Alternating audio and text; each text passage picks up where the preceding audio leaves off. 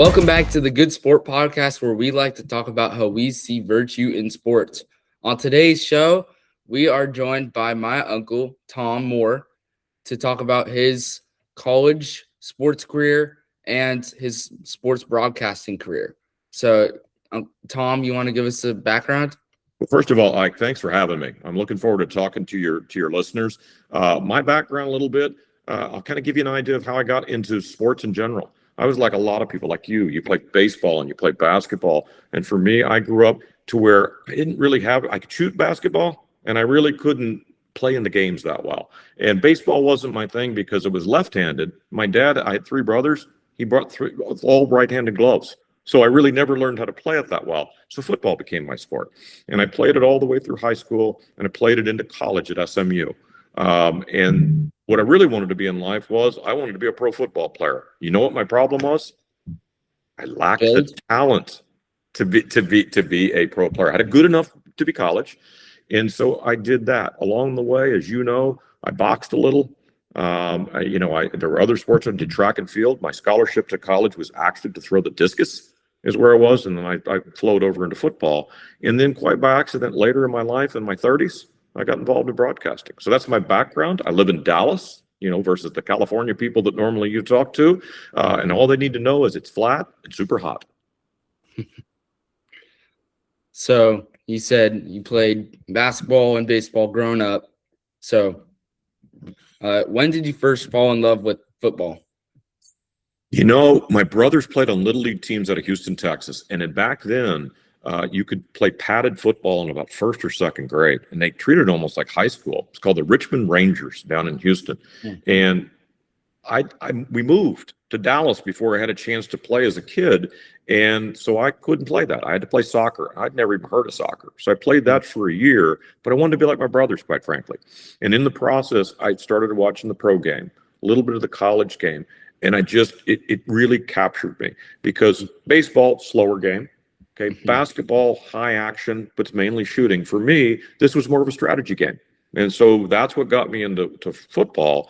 From a boxing standpoint, what got me there was I grew up with the people like Muhammad Ali and George Foreman and Joe Frazier and Mike Tyson. And it was like, man, you really wanted to be them. I didn't want to take their shots, but I at least wanted to find out what it was like. So I did that at the age of 16 in the Golden Gloves. And I also did it again when I was in college a little bit. And then, as I said, I went to college on a scholarship to throw the discus. And I liked it because it was an individual sport. But what was super cool about it, you'll know this with your friends, is it was a social event. So you can't throw 300 times in an hour. You'll throw 10 or 15. The rest of the time, you're talking to the guys going to pick up your discus and just having a good time. So for me, every athlete you ever talk to on your podcast will tell you, when the game's over, what they miss is the people. They'll tell you that I miss the fellas. It's the conversation and to have the fun. Those are the memories you take home. Not a couple of plays here and there, but it's really about the people. So what drew you to boxing as well as football? Those fighters that I saw, it was the heavyweights. So today you've got a lot of pay-per-view. Everything back then was on TV. And I actually didn't like Muhammad Ali. I thought he was a loudmouth. My grandfather didn't like him. I liked George Foreman. Foreman was big. He was Mike Tyson before Mike Tyson. And I really liked him. And you've been in my house. I've got two gloves on my wall, Mike Tyson and George Foreman. Those are the two that are there. George won the title when he was about 25. He was the Olympic champion as well. And then he was the oldest person to re-win the heavyweight championship at 42. He left the game for 12 years, became a preacher, and came back. And he was overweight at first and whatever, and it literally shocked the world. But it was the excitement. Rocky, the original Rocky movie had come out when I was 12. And so it's like everybody wanted to be them, and I wanted to find out, could I be? Now, to be fair for you and your listeners and your viewers, I got a scar right there across my eyebrow. That's 21 stitches, plastic surgery to bring the eyebrow back. So there were good parts of it, there were bad parts of it. How did playing multiple sports shape you as an athlete? A little bit like I said before. One was team. So when you're on baseball, basketball, football, it's teamwork. When you're in track, it's an individual sport. And so one is, can I work together with people? Which, by the way, if you can work together in sports, you can work together in life later when you're an adult. Individual was, can I do it by myself? Can I stand out above the others? And I'll tell you, I was really good in high school in track. Throwing the discus, usually people were throwing it in high school 150, 170 feet. I threw it 188. That was my best I ever did. And then when I got to college, it gets heavier. The disc gets heavier. So in college, the furthest I threw it was 182. And the competition was so fierce. Today, I walk around at 185 pounds, 6'2". Then I weighed about 225, which sounds big, but most of the guys throwing discus and shot put are 280, 290, 300. So the best I ever did in college, I came in sixth place one time. And you know what? I was proud to do it. It was fun. What was your experience like playing college football? Hard. When I went to SMU, as I said, it was track. And what they did is they were a top 10 team back then. And they were a small school. It's only 6,000 people at SMU. And they needed people to help on practice squad. So in exchange for that, the coaches came over to anybody in the field events, which is long jump, high jump, shot put, discus. If you had any experience in football, what they do is get you better classes, better food, and better places to stay. So they put us with all the cheerleaders that were freshmen. They put us with things that would serve as steak and things like that. So it's pretty good. And whatever class I wanted to take, I could take. And so it was by accident that I got there. So therefore, I was more of a Division II talent. And I got offers for that. It really wasn't Division I. So it was a challenge because these guys had so much more speed than you expect, so much more power. And I went against future Hall of Fame football players. And I remember trying to tackle one of them. And I knew where to be. I just couldn't get there quick enough. And I remembered for days and weeks, I'd hear him laughing on the way to the end zone. And then one time I made the cut on time and tackled him. And we became lifelong friends for it because what he did is he respected me because he knew I didn't have the same God-given talent he had, but he knew I worked hard. And that's what's fun. Started just a few games, just a handful of games, had some injuries and things like that. But I went from a depth player to being a second stringer. And you know what? That's not too bad. I played at Cotton Bowl and I played for a national championship. So that's pretty good too. How did boxing impact your mindset compared to football? You know what's funny about boxing, and maybe other boxers will tell you this, all through life, okay, you size up other guys. As you're walking by and you're thinking, in an emergency, I could take him. Or, you know what? That's a dad I don't want to mess with. Okay, I really don't. The funny story about it, Ike, was, your cousins. I would have a couple of them say, yeah, I got in a fight with a friend at school. And I told him that my dad was going to come over and beat up your dad. I said, whoa, wait a minute here. I'd sort of like to see a picture of that dad before you send me for the fight. But it taught strategy because what it's not just get in there and swing.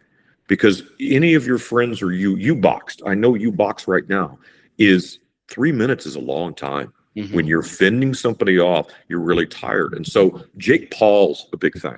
Okay. Mm-hmm. You've seen him. Mm-hmm. Jake Paul did a great job for what he did. Handpicked opponents. He does have some boxing skill. But why he lost last time, he went up against a bigger guy with more skills and he wore out.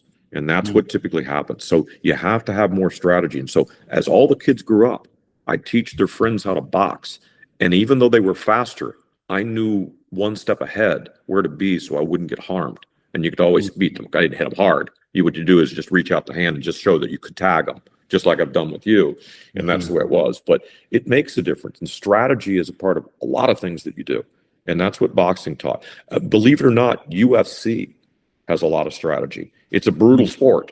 Okay. I would not be able to hold up in that because I wouldn't want somebody kicking in my face. But they also don't just wail. They look for an opening shot. And that's what you're looking for.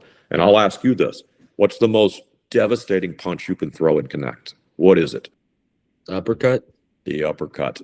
If you ever watch it, and anybody who's listening or watching this, go back and look at an uppercut knockout. It distorts the face and you're done because what it's doing, it's rattling your teeth and it's pushing you up and you don't recover from that. Boxing. Once he makes it to the top and gets a shot. Even before he hit the floor, Roy Francis had decided that was enough. In round 4, a series of punches, a cluster. And when you get knocked out in boxing, I've not been knocked out. I've been knocked down. I've been woozy. And when you are, you think you can get up and you can't. And it's the most frustrating thing in the world when you can't get your feet under you. You're not chicken. You just can't get up.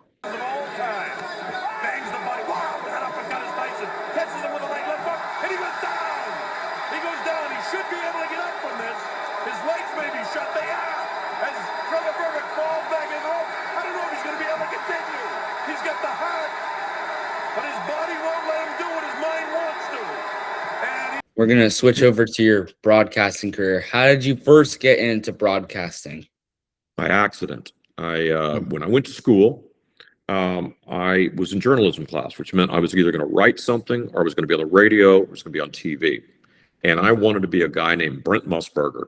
He's still alive today. He's in his 80s. He did the first NFL Today show on CBS. And it was revolutionary at the time. And I said, that's what I want to do. Of course, that's just one guy in the country. Well, my dad kind of said, that's going to be hard and you'll struggle with an AM radio station. So I got scared and I didn't do it. I went into a business career. And then when I'm in my mid to late 30s, I get a call from a friend of mine. And he said, I got a job with ABC Monday Night Football. He said, but I was working with Minnesota Vikings. And he said, and they were looking for somebody. They were getting a new stadium, in their town. It's going to be taxpayer dollars. I want people to feel good about the team. I want you to do some interviews from old players, the alumni, the famous players. I said, okay. Well, I recorded them. They were supposed to be written, but I recorded them. They turned out like radio interviews. So I ended up on radio. After a little while, they said, can you do that on video and television? I said, I don't know. Let's give it a try. And that's what we did. And it evolved to that. And I did it for 12 years. And I had the time of my life. And the only reason I left was I'd done it a long time, but my kids were getting older. And I was coaching their little league teams. And when you're in the NFL or college or basketball or anything else, you have to be in the location where the game's going to be 24 hours in advance. So I'd find myself finishing my son Mason's little league football. He was a quarterback. And I'd give the quick speech to the parents and literally run to the airport.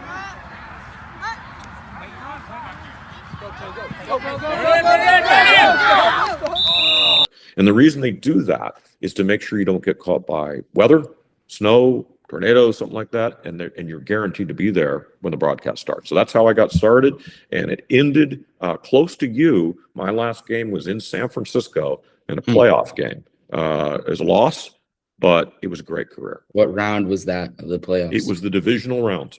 Good morning, everybody. Tom Moore here from Levi's Stadium, where in a couple of hours, the Minnesota Vikings will take on the San Francisco 49ers to determine who goes to the NFC Championship for the 2019 season. Now, I'm standing in the shade right now, but during the game, this entire field will be sun-kissed. The weather is expected to be perfect from a temperature standpoint, about 58 to 60 degrees, and players couldn't ask for more. But the wind is going to be a problem. It's dead still right now, but we're expecting starting about noon locally, which is right before kickoff time. They kick off at 1:30. The winds will swirl 16 to 17 miles an hour. And the problem with that is we're standing on the south side of the end zone where the tunnel stays open the entire time. It will cause problem for the kickers and maybe even for the passing game. So think back to the old New York Giants in the Meadowlands. You may have a similar situation in the playoffs today. From the standpoint of the Viking offense, the key is this is a 50-50 run-pass team. They have to establish the run. And to do that, they really need to run on the right side with their zone blocking scheme. Need to run over Josh Klein and Brian O'Neill. Clearly, they're best linemen, and they had great success with that against the Saints in the first half. And for some reason, they moved away from it in the second half, ran over the left side, and had no success at all. If they can establish the outside run, it'll keep the 49er defense honest, open up the play-action passing game, where Kirk Cousins has feasted on that this year with 13 touchdown passes on play action. If they can't run outside, it wouldn't surprise us to see Alexander Madison get some shots up the middle. A little sturdier body and tends to get the tougher yards up the middle. Look for that. When it comes to the wide receivers, they have to target Stephon Diggs. We don't know the extent of Adam Thielen's injury, but surely when you have stitches that close to a game time, it's cause for concern. So the key for the Vikings is keep the pressure off Kirk Cousins on the offense, get all the receivers active, get the tight ends, the running backs, all the receivers involved in the game, and keep the San Francisco 49ers guessing. And you just may see a repeat of 1987. The Vikings will win their second playoff game and head to the NFC Championship with hopes of a Super Bowl crown. Again, a couple hours before game time, I'm Tom Moore from Levi's Stadium. We'll see the San Francisco 49ers, the Minnesota Vikings, in just a few hours. What happened was I was going to retire at the end of the season, and the Vikings surprisingly made the playoffs. Okay. And so it was going to be in New Orleans. And you may remember a game called the Minneapolis Miracle. Well, that was a few years before. And New Orleans was still scorched about that one, and New Orleans was a better team. And so I took your aunt down there, and she said, I don't really want to go to the game. I'll go do something else with friends. So I said, okay.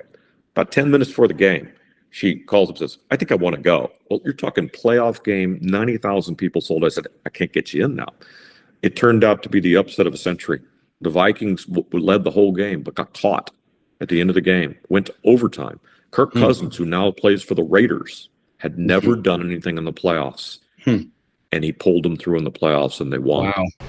Hello, everybody. It's Tom Moore here at the Mercedes-Benz Superdome, where it is deathly quiet right now, but it was rocking during the game, up to 128 decibels of sound in here. But it got quiet as soon as Kyle Rudolph snuck into the backside of the end zone right behind me and caught the winning touchdown pass for a walk-off Vikings 26-20 victory, sending them to San Francisco. Very unusual game today. It was one to where the Vikings clearly dominated the first part of the game, especially on the defensive side. They locked down Drew Brees. In the first 9 series they had, the Saints only converted third downs 2 out of every 9 times, and so they got them off the field. A problem the Vikings have had all year, they took care of that early. And then also on the offensive side of the ball, it was the running game, and that was a key for them. The Vikings win, and we've always told you this, they have not lost since 2016 when they won the time of possession by more than 4 minutes. And today they worked on the ground game, especially on the right side behind Brian O'Neill and Josh Klein. It provided a lot of success for Dalvin Cook early. Now in the second half, the Saints started to catch up, and the Vikings seemed to turn conservative until that very last drive in the overtime period, where Kirk Cousins lit it up with the deep pass to Adam Thielen,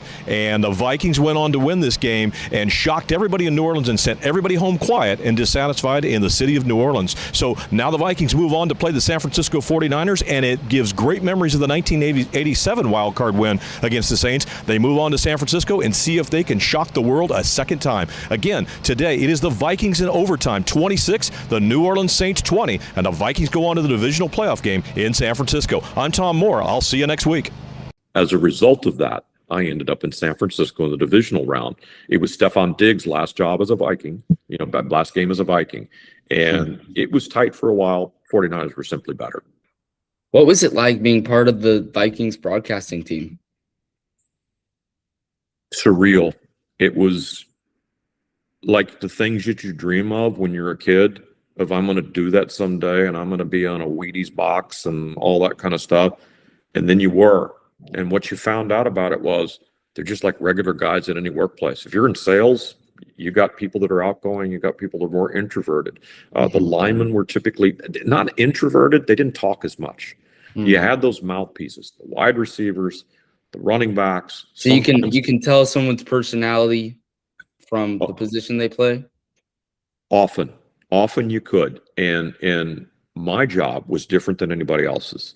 My job was to get them to drop their guard and show their personality, show humor, give me a story that people couldn't get. Because you know what? Do you care about why they made the first down? Maybe. But isn't it more interesting to know what kind of car they drive, what they like to do in their spare time? Defenses become interceptions. Interceptions become TDs. When you get to the end zone, what are we going to see? Have to wait and see. Well, do you have a choreographer working with you? No, it's just my own personal. It's just me. See, and that's what I got to ask you. You look at your defensive starters. Who's the last guy you want to choreograph something for you? Myself. Really? You're the guy who can't get it done. All right, so you're going to need some help. Definitely. All right, well, have you seen the Brian Robinson fishing routine? Oh, yeah, yes. I wouldn't do that. No? No. You got to have your own thing. Oh, man. Yeah, you're right. You may want to ride the cowboy. You ride the horse, man. Ride the pony. That's probably the good one. That's probably a good one. You gave me an idea. See, you will absolutely you'll be on TV and everything else. Morning walkthrough with linebacker Eric Kendricks. Eric, it's the last time in Mankato. Does it make you sad? Yeah, it's been home to me for 3 years now. It's been a good place to have camp. We remember interviewing a couple years ago. You were a rookie. It was just the other day. Now you're a vested veteran. It happened so fast, It's my third year already, junior year essentially in college, so it's kind of flying by. Well, absolutely. And when you're a senior, you get all those fancy things. You get the girls who decorate your dorm room. Nah, not me. So we're going to ask you this thing because we ask other players this as well. You're moving out of Mankato. Those beds are kind of small. They're building a new facility. What is the one thing you want? We always talk about heated floors are there, special air conditioning, nice big screen TV. What's the one thing they better put in for you? A nice little hair dryer behind the locker room would be pretty good. That would be solid for me, personally. We tweeted out the picture of you in high school. You had it working then. I've had flow since like 8th grade, probably 7th grade. Do you have to change helmets when it gets larger like that and then you shave it off? No, I got my one size helmet. It's been working for me. It's been doing good. This scrimmage, you finally in front of the fans. Isn't it nice to play in front of a crowd screaming at you again? It feel great. Getting ready for the season. This is the last one in Mankato. So this is nothing but excitement. Just have fun in front of the fans. Fans are excited about it. You got to be too. You're now secured up. You're a Minnesota Viking. Now you can concentrate on going to the Super Bowl. How does that feel to have that kind of security? Man, it feels awesome. Like you said, I can concentrate more on just going to the Super Bowl, get my team there to win it all, and get better, help my team get better in each situation. And it finally puts you in the same salary earning range as me. It's going to take me 300 years to get there, but you're there. I got to ask you, last couple of years, we talked to you about it. You were going to do the big celebration. You scored. You did. You didn't ride the pony like you were going to. That's okay.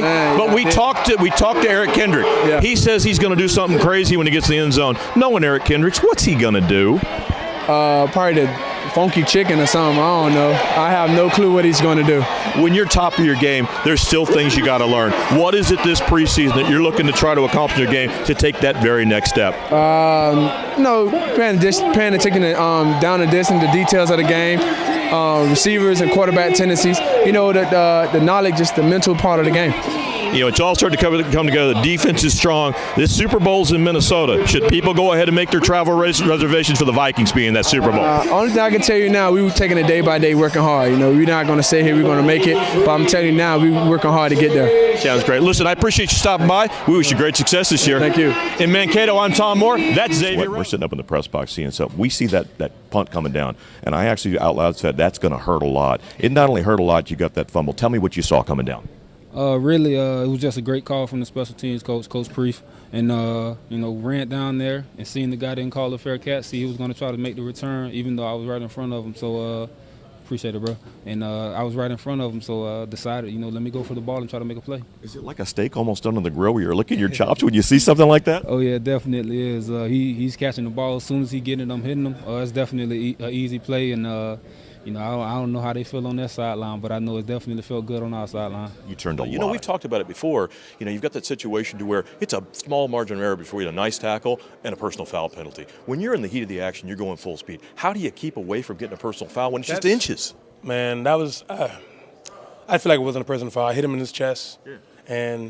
But you know how this league go. The quarterback fall down and act like he's hurt, and then they're going to automatically win the call. So we just have to rally back out. I hurt my team with that play, and they got a first down, 15 yards up, and I'm just thankful that we made a stop and made them punt the ball. I think those other 10 tackles might have made up for it. What do you think?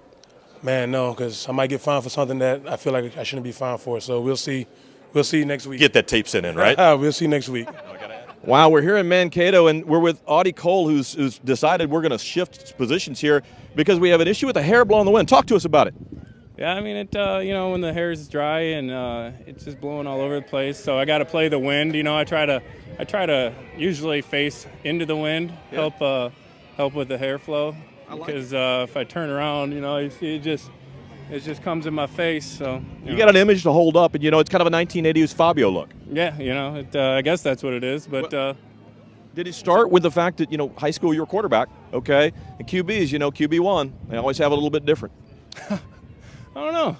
I waited until about college to get the hair going. I was pretty clean cut back in the day. Yeah. Yeah, but then I got on about a 2-year hair cutting cycle. Dress every week. What happens when you're in an interview and you got somebody like Xavier Rhodes behind you, he's snapping you with a towel? What do you do about that when he's in an interview? No, I don't do nothing, man. I let him do what he do. Well, I'm gonna get him back though eventually. You do realize we talked to him about what celebration he's going to have as he has a touchdown from interception. He's going to ride the pony, he says. What's going to happen if we see you pick 6 and go back home? I'm going to go back to the bench like nothing happened. You know what I'm saying? I'm just going to keep playing, keep it classy. Like you've been there before and you're coming back again. Yeah. Hey, Danielle Hunter, who plays for the Texans, he boxes, loves it, and he loves muscle cars. And, I think you're going to show one of his interview clips in this podcast of what he was like when he was a rookie. So you're going to get to see what that looked like when I was talking to him. Danielle Hunter. Danielle, it was a couple of years ago. You were the first interview that we had. We'd like to think that we're part of your ascension into the starting lineup. What do you think? I think it's great. Now, I got to ask you, we know strong that you're a big motorsports fan. How deep does that go? Are you motorcycle, NASCAR, Indy? What's your thing? I like Mopars. Okay. So that's what you mean, right? Oh, yeah. Yeah, I like Mopars. I got I think I got a 2015 Challenger Hellcat, and I really like that car. So. Well, we got to ask that. Your namesake, James Harrison in Pittsburgh, showed up in a vintage Rolls Royce. What'd you show up in the camp with? My Jeep. Okay. 4-door, 2-door, what do you got? 4-door Jeep. Okay. Yeah. But you kept the speed down. Yeah. Did you go off-road? No. Okay. Well, you go up a little bit south. Last time in Mankato gives you a chance to, go out in the fields. You going to do that and plow them up? I don't think I could do that with my Does Jeep. it take a lot off your mind when you sign up and realize, I don't have to worry about my future I'm going to be here for years, kind of settle in roots, not just with the team, but within the community? It's a great organization. This team they've raised me from when I was 20 years old. Good people, good teammates, and I wanted to be a part of it for time to come. So, it wasn't hard to just sit down and just talk with them and just get it out of the way before the season so I could focus. I remember we first talked to you. One of the things we knew about you is you are a car enthusiast. I know for me, I don't have my dream car yet. It's an Aston Martin DB9, just so you know, okay? I'm curious, now that you have the means to go out and get that car, is there a car that you have your eyes on? You may not have had it yet, but you know you want it. I haven't really figured out what kind of car I like, but I've been driving Mopars since college. So I like the Demon, the Dodge Demon, so I'll probably get my hands on one of those. Raw muscle car guy. Yeah. Okay. You ever done one of the supercars and tried it? I drove a Aventador before. How was that? It was amazing. I couldn't fit in it, but the way I would, the Aventador S, the new one that came out, I drove that, and that thing was amazing. So. One of the things I got a chance to drive by accident this summer was an Audi R8. And I'll tell you what, you get a chance for that, that's got a serious growl to it. Oh, yeah, definitely. I've seen one of those before. A lot of people like those cars. It's a good-looking car. Yeah. I told my cameraman I was going to do this, okay? He talked about a big car enthusiast, and I want you to know that he drove into the parking lot today in a Hyundai. I call it a Cube. It's called an XB. What do you think about that car? I've never heard of it. A Hyundai Cube? I call it a Cube. It's like an X8, and I'll tell you what it looks like. It looks like a bread box on wheels. Now, I want to know, would you be caught dead in that? Probably not. I probably wouldn't be able to fit in there. Okay. So. I just wanted to make sure. Now, when you look at this season, obviously this defense was highly rated last year, but there's always places you can tweak. In your game, in your defense, what do you want to see improvement on? Just get better at the little things. Get better at my steps, my hand placement. And whereas anybody else on the defensive line, we're trying to get better at ways that we could stop the run, and ways that we can affect the passer and affecting the game plan that we need to. Absolutely. Listen, I know it's a hot day. I appreciate you stepping by. I wish you great success this year. Thank you. Training camp, I'm Tom Moore. That's defensive end Danielle Hunter. And so just like any place else, school, work, there are people you like, there are people you don't like. And that's just the way it is. But you pull pranks on each other, and it's a ton of fun. How do you usually prepare for a broadcast when you're in that position?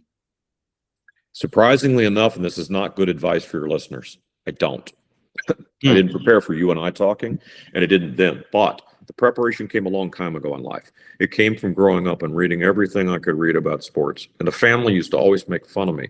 They could name a Super Bowl number, and I'd tell you who won it, who was in it, what the final score was, everything, because I'd read so much. I was a junkie for sports, and it's what I liked.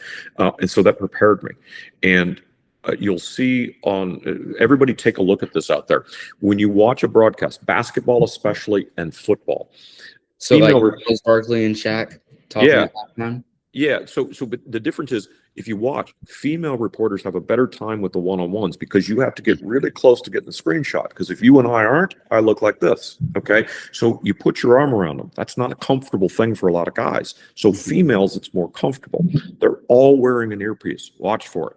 What that is that's the producer that's down in the basement watching 16 cameras, looking for the angle you're looking for. And they feed them questions. I never wore one. I never wore an earpiece. Everything you heard me on interviews was what came to my mind and what I thought was interesting. And a little secret for you. One of the reasons I left was I felt like one day the lights would go on the camera, 3 million people would be there, and I wouldn't have anything to say. So I wanted to make sure I got done before that happened. So, the interview process is great. And here's an example. If anybody out there, including you, wants to be a broadcaster interviewer, when you're done, shake their hand and thank them for their time. I was the only broadcaster that did that. The rest just walked away. And if you do that, they'll look for you next time. And eventually, they'll become your friends. How did the game of football change during your time covering it? Faster.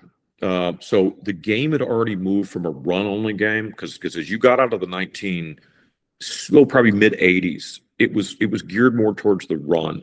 And then they moved to the pass in the 90s. Started with the Houston Oilers, which are the Titans now out of Nashville, Tennessee. And they went to the run and shoot. And the run and shoot was 4 wide receivers, 1 running back, always out of the shotgun and just spraying the ball around. And so everybody's faster. The rules always are to the advantage of the offense. And then the defense catches up and they change the rules to where the offense, because offense sells tickets. It brings viewership. That's what it is. The most amazing thing, and I think the difference between high school and college is the speed. And the difference between college and the NFL is everybody's good. Everybody. There's no weak player. And so you are competing with the best of the best. And so that's what I saw on it. And let me tell you, when you get to the end of the game, tight ends, defensive linemen, offensive linemen are beat red because they have expended so much energy, they almost can't talk. But who can talk? Star players. Star players typically have a whole lot to talk about if they'll talk. And you may want to ask me what causes them not to talk. Well, what I was going to ask you is what players stood out to you? As far as good, like the best I'd ever seen, or what? Well, like their quality of the interviews and things like that. I loved a guy named Jerick McKinnon. Most people would have seen him with the Chiefs when he won a Super Bowl. Gosh, he was fun. And the reason we became friends is because I messed his name up. Jerick was not a name I was used to. I called him Derek. Years later, I said, "Do you remember?" He said, "No." He said, "You just seemed friendly." And that was good. And I was always happy to see him. All right, we're live here in Mankato after the afternoon practice. We've got running back extraordinaire, Jerick McKinnon. Jerick, 4 years. This is our 4th time interviewing you. Yeah. You've changed a lot. You're bigger than you were before. I'm too, but you're bigger in the right way. What'd you do in the offseason? A lot of eating healthy, training, lifting weights, really just working on my lower body. Something in the past 2 years I really haven't been able to work on how I wanted to, coming out the injury I had my first year. So, just working on my lower body explosiveness and stuff like that. Fans can't see this at home, but I watched you in the blocking drill today. You are bringing a pop to that. How hard is that for a guy who's a speed back and you got a lot of elusive to go in and just wrap somebody? It's hard. It's hard. Just, you can get out of position so quick and so fast, just with one contact. But, something that I worked at since I'm gotten here, and, I'm getting better and better and better. And, I think it's starting to show, so. Yeah. Now, you got a rookie in there, Dalvin Cook. What's he turned to you to try to figure out this game? NFL's a little bit different. What kind of questions you get from him? Everything, anything and everything. Just him wanting to know, concepts or, what to do or what to think on certain plays. And, I gave him some tips in pass pro. Coach P is teaching us a little bit different technique than I've had around here the past couple of years. So, it's coming along good. It's looked good, throughout OTAs and training camp. So, sky's the limit for him. He's only going to keep growing and growing. Here's the key for that. When you get a guy like that, he's a rookie. Yeah. He's probably carried your pads already. Okay. Is there a prank coming along? Tell me. No, we don't got no pranks. Our room get along pretty good. That's something like the O-line and D-line do. No, we don't really got any pranks for him. You want us to help you with some ideas? What y'all got for me? Well, you know what we get. If it was wintertime, we've heard the old drill about them taking the uniform outside, spraying it down with water, and freezing it. When the time comes, that'd be good for him in November. Nah, we ain't gonna do him like that. We're not gonna do him like that. Nah. We talk about that. We talk about the cold. Yeah. You've gotten used to it. You've been here a couple of years. Mm-hmm. Georgia guy, okay? Yeah. These guys are complaining about the weather out here. This is like wintertime for you in Georgia. It feels good right now. I can't complain. When it starts getting around November and December, then it'll be a little different. But for right now, I'll take it. Last question before I let you go to dinner. You've got the scrimmage Saturday night. You get another chance to sign a ball and throw it up into the stands. Mm-hmm. This is your college quarterbacking career. What do you plan to do? I mean, are you looking for a specific receiver when you throw that ball up in the stands, or where are you going for? Nah, I'm just going to launch it. I might give one in the front row, but I'm going to launch the rest of them. So, yeah, that's my plan. When we say launch, we talking about firing it at somebody? Yeah, like way up, though. Yeah, you got to be paying attention for that. Nah, we're just going to close our eyes and just let it rip. I like it, man. Hey, listen, I appreciate you stopping before dinner. From Mankato Live, I'm with Jerick McKinnon. I'm here at Bank of America Stadium at the Vikings 31-24 loss. We're with running back Jerick McKinnon. I'll tell you, Jerick, it's hard to see an 8-game winning streak come to an end, but I'll tell you what, you guys fought hard all the way to the end. Mm-hmm. We knew it was going to be tough on the road. That's a good Carolina Panther team over there. They're fighting. get in the playoffs too. Every week, you're going to get the best shot from everybody. And, it's a tough loss, but, at the same time, we got to take it as a lesson. Refocus this upcoming week and, just get back to what we do best, playing our game and find ways to win the ball games.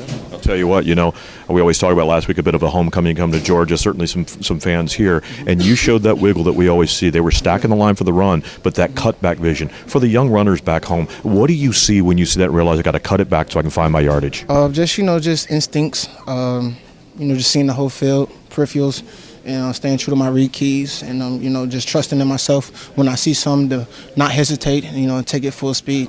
Okay. And when you look at that and you see a Julius Peppers over there, does that make your speed just a little bit faster?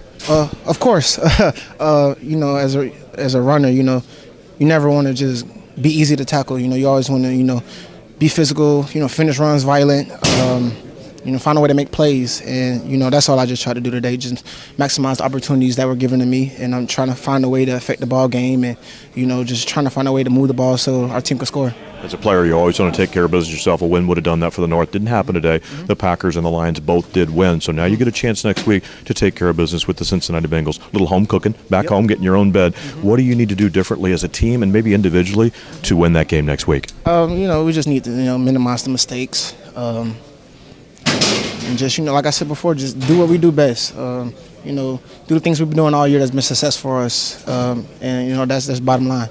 It's like you said, it's tough to lose the game, but at the end of the day, a win is a win and a loss is a loss. So, just find any way to come out with a win. That's all we need to do next week. Absolutely. Well, I know I can speak with the fans. We appreciate the excitement you provide on the field. Wish you great success next week. Thank you. I appreciate y'all for having me. Stephon Diggs was important. A lot of people have a misconception about Stephon Diggs. They think he's a prima donna. He's in the news for the wrong reasons. He's a good guy. He really is. And he left Minnesota for a reason that I'm not allowed to talk about, but it wasn't for a bad reason. It was for the right reason. He's now a free agent. He'll end up somewhere. But I would talk to him after games. And when he wasn't talking to the media, he would talk to me. He texted home to your cousin Preston, and people like that. And by the way, that's the fun thing too. When you can have people that are stars and your family knows them, to get in touch, to talk to them and things like that. And the kids have met people I know at games and things like that.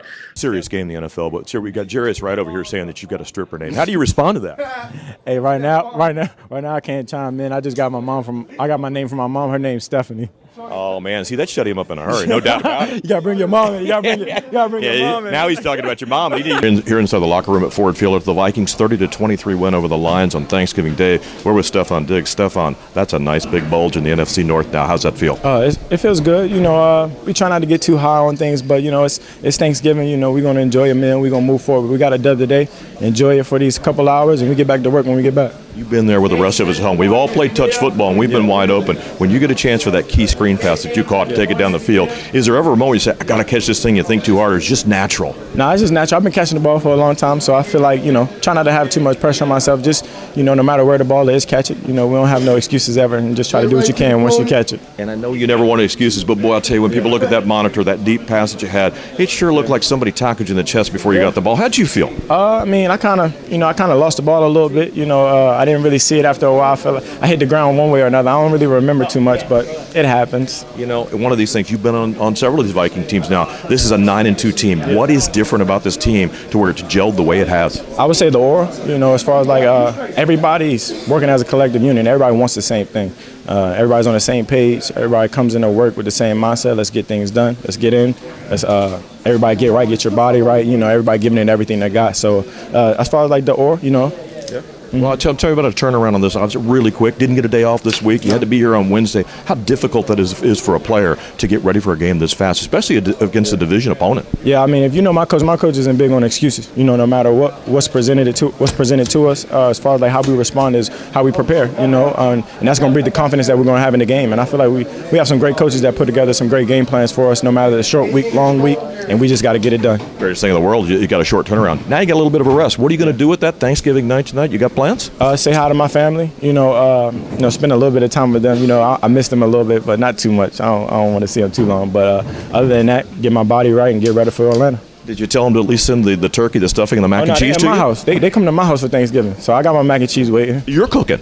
Oh, never going to happen. But my mom's home. My mom's at my house. Well, listen, congratulations on the win today. Appreciate your time today. Thank you. From Ford Field, I'm Tom Moore, and that's Stephon Diggs. But those guys stood out. A couple of quarterbacks stuck out. Kirk Cousins, Case Keenum, who was a phenom for 1 year, was a great guy. He really, really was. Harrison Smith, who still plays safety, great guy. After the Vikings' 25-20 loss to the Bears, I'll tell you what, the Bears are never an easy out, are they? No, I mean, they always, they're a tough opponent, and they played well, and, we didn't make enough plays. Before the game, you see a Mitch Trubisky. What are the types of things that you want to do coming into the game to get him a little bit rattled? He certainly gave some opportunities and threw some interceptions. Something specific you were trying to do? No, just play good coverage. You want to contain him in the pass rush. He's a mobile guy. He can get out there and make plays with his legs. That's about it. Pretty balanced team, obviously, both in the run and the pass. You're going to see him again, obviously, get a chance to improve on that. But you guys look like you do match up well with them, certainly at home. I mean, got to keep the rushing yards down, whether it's a back or the quarterback. And like I said, you just got to make a few more plays. Obviously, you go right back to Sunday Night Football. Is it difficult playing on a Sunday night back-to-back like that, or a game's a game? Game's a game to me. I don't know what it's like for everybody else, but anytime, whatever. You've been in this league long enough. You realize you got to get over this quickly. How quickly do you put this out of your mind? Is it over by the time you get to the plane?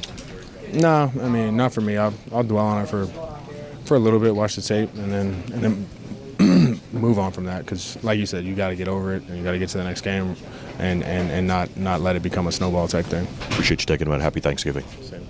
Tom Brady is fine, a little different. Aaron Rodgers, he's got a different sense of humor. Okay, you have to get it. Some people don't get it, but he was talkative. So usually it was the ones who wanted to have fun. And I'm gonna make sure I share a clip with you of 3 wide receivers, including Cordero Patterson, who's one of the greatest returners in the league ever, and Jarius Wright. And your viewers are going to see that. And I'm holding in front of me a game ball. So if you take a look at that, that's a game ball for Jarius Wright. And that was given to me from a game that they beat the Packers 37-34. And that came because he was always treated well in interviews. And so it was important that somebody else sharing that with him. I got to ask you, though, you got Jarius right here coming in here. My guy. Is he going to be trash talking? He ain't gonna trash talk you. We got a great guy here. A great guy. Yeah. He don't trash talk. He don't trash talk anybody but the other team. Nah. I got 2 guys who go over the middle. It's a fearless situation. You see those big. Look at this, guys. We got the middle. How about you? You go over the middle. Look. It's all about working out. Are you workout partners? We work. You took a little bit. I don't know about we work out in the same place. Yeah. I understand that. So be honest with me. We go on a straight 40-yard dash down the field. Who's winning that race? He is. But this is my guy, though. He's going to be a close second. Maybe like 1A, 1B. We're going to be a tie. But didn't Ricky Bobby say if you're not first, you're last? Hey, but did you hear what his daddy said? What'd he say? It was a lie. You could be first, you could be second. Hell, you can be third. Okay. So, we talked to Mike Wallace. We talked to Jarius Wright. Here's what that came as. Mike Wallace says he's winning the 40-yard dash. Jarius says he might be second. It doesn't really matter as long as he finishes. Be honest. Are you beating those guys? They ain't here, are they? I do not see them. I'm beating them. Yeah? I am beating them. We'll put Adrian Peters in the mix. I'm going to beat all of them. Is that right? Do we need a lawn chair at the end of this thing to where you got time to rest until they finish? Yes, because now we're gonna take it to like 80 yards because they look short and quick guys, so they like little 40-yard dashes. I'm going to do 100 or 200. I know I can beat them in that. I got to ask you, whether it's a player or a position group, when I'm in Mankato, who's the guy who's likely to pull the prank and what are they doing to you? Oh, man. I'm the guy to pull the prank, I got a roommate, Adam Thielen. He always sleep early. Sometimes I just want to come in at night, just dump some water on him, and wake him up. And he always sleeping on me. I always want to talk to him, but he's always asleep. But one day I'm going to get him before we leave camp. We'll get you the bucket of water, but have you thought about the liquid heat in the jockstrap? I'm not going that far into it. All right, well, just make sure your teammates got to stick together, right? Oh, yeah, we always stick together, but we always got to prank each other now. And so there are definitely people that I remember. And I definitely had favorites of people I didn't like. Now I'm not going to tell you who those were necessarily, but I'll tell you what the characteristics were like that I didn't like. When they thought they were too good for things, when they were short with people. Some interviewers are just starting out like you are, and they wouldn't help them. They give curt answers really short and not help them, make them look good. And the reality is broadcasters make money because the players And players make money because the broadcasters bring them to the public. So they need to work together. Sports seem to run in your family. You've talked about your sons a little bit. How important is that in your household? Both in my household and my growing up. So I have 3 brothers. I have no girls in my life. Okay. They all come through marriage. But all of my brothers played football. All of them wrestled. Nobody played any other sport than that. In my own household, everybody tried baseball. Everybody tried basketball and soccer. I had Preston, who is 19, played college football last year in Pennsylvania. Mason played basketball, still does here in high school, will be a senior next year. And Caden and Landon were more cross-country runners, is where they spent their time. But the knowledge of the game, big time. So Caden would be a bigger baseball fan. Landon would be a big-time basketball and football fan. Preston is obsessed with football and the draft, and he loves golf. Mason likes to play the sports more than he likes to watch the sports. So for everybody, it's important. And then you have an aunt, my wife. I had to find out lately that she is a huge basketball fan in college and with Kansas Jayhawks. She is the worst sport ever if they're losing, to where I have to leave the room. So she had the double whammy this year in the March Madness. Kansas lost, so she got to Preston West, but Texas got through where she graduated, University of Texas. So she's excited about that. 2 days later, Texas lost the same way. So it was a rough couple days, Ike, on that. But that's the only thing that she gets really exercised about. What was it like watching your sons all play at high levels? Most parents, when they watch their kids, aren't looking for their kids to be superstars.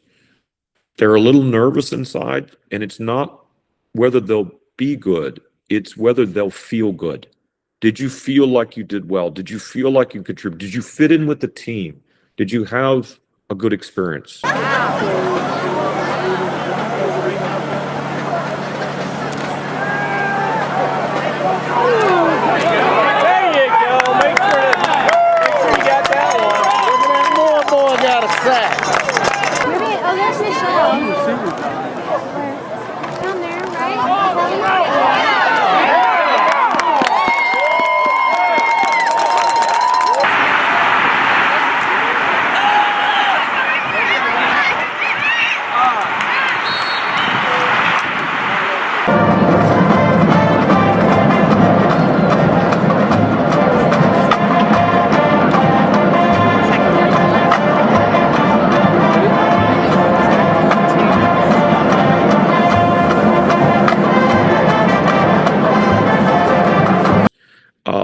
When I watched, especially Preston playing football, I filmed his games for the team. It enabled me to be their games too. I did, and enabled me to be closer to the team, but not bother them.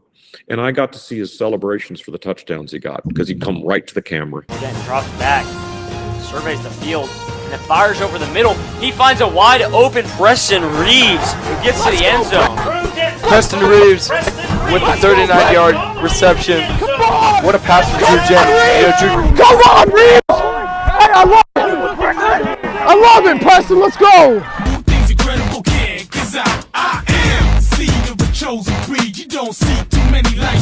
Have to get it here on this 4th down.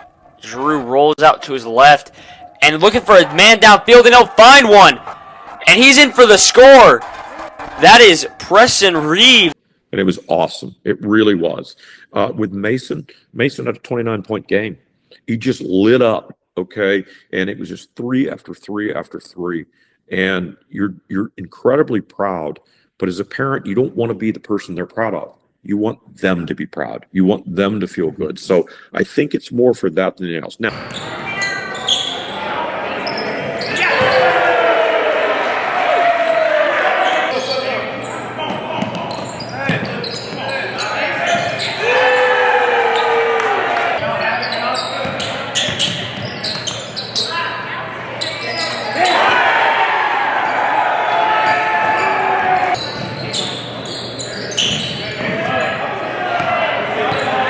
what it's like when you get in a zone like that and every shot seems to be going down.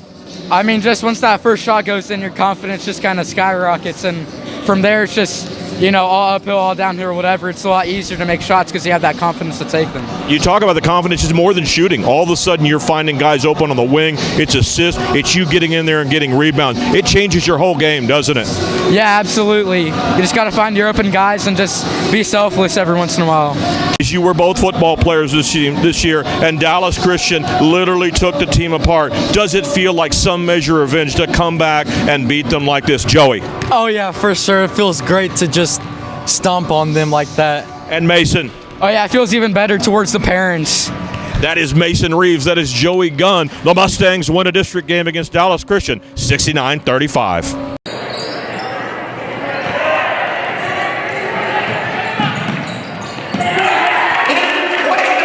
Now, if my kid was a Super Bowl champion, yeah, that'd be pretty cool, and I'd probably brag to the neighbors. But I'll be honest with you, I bragged about most of them at work and in the neighborhood. You just do. It's what parents do. What advice would you give to young athletes? Play the game for the love of the sport.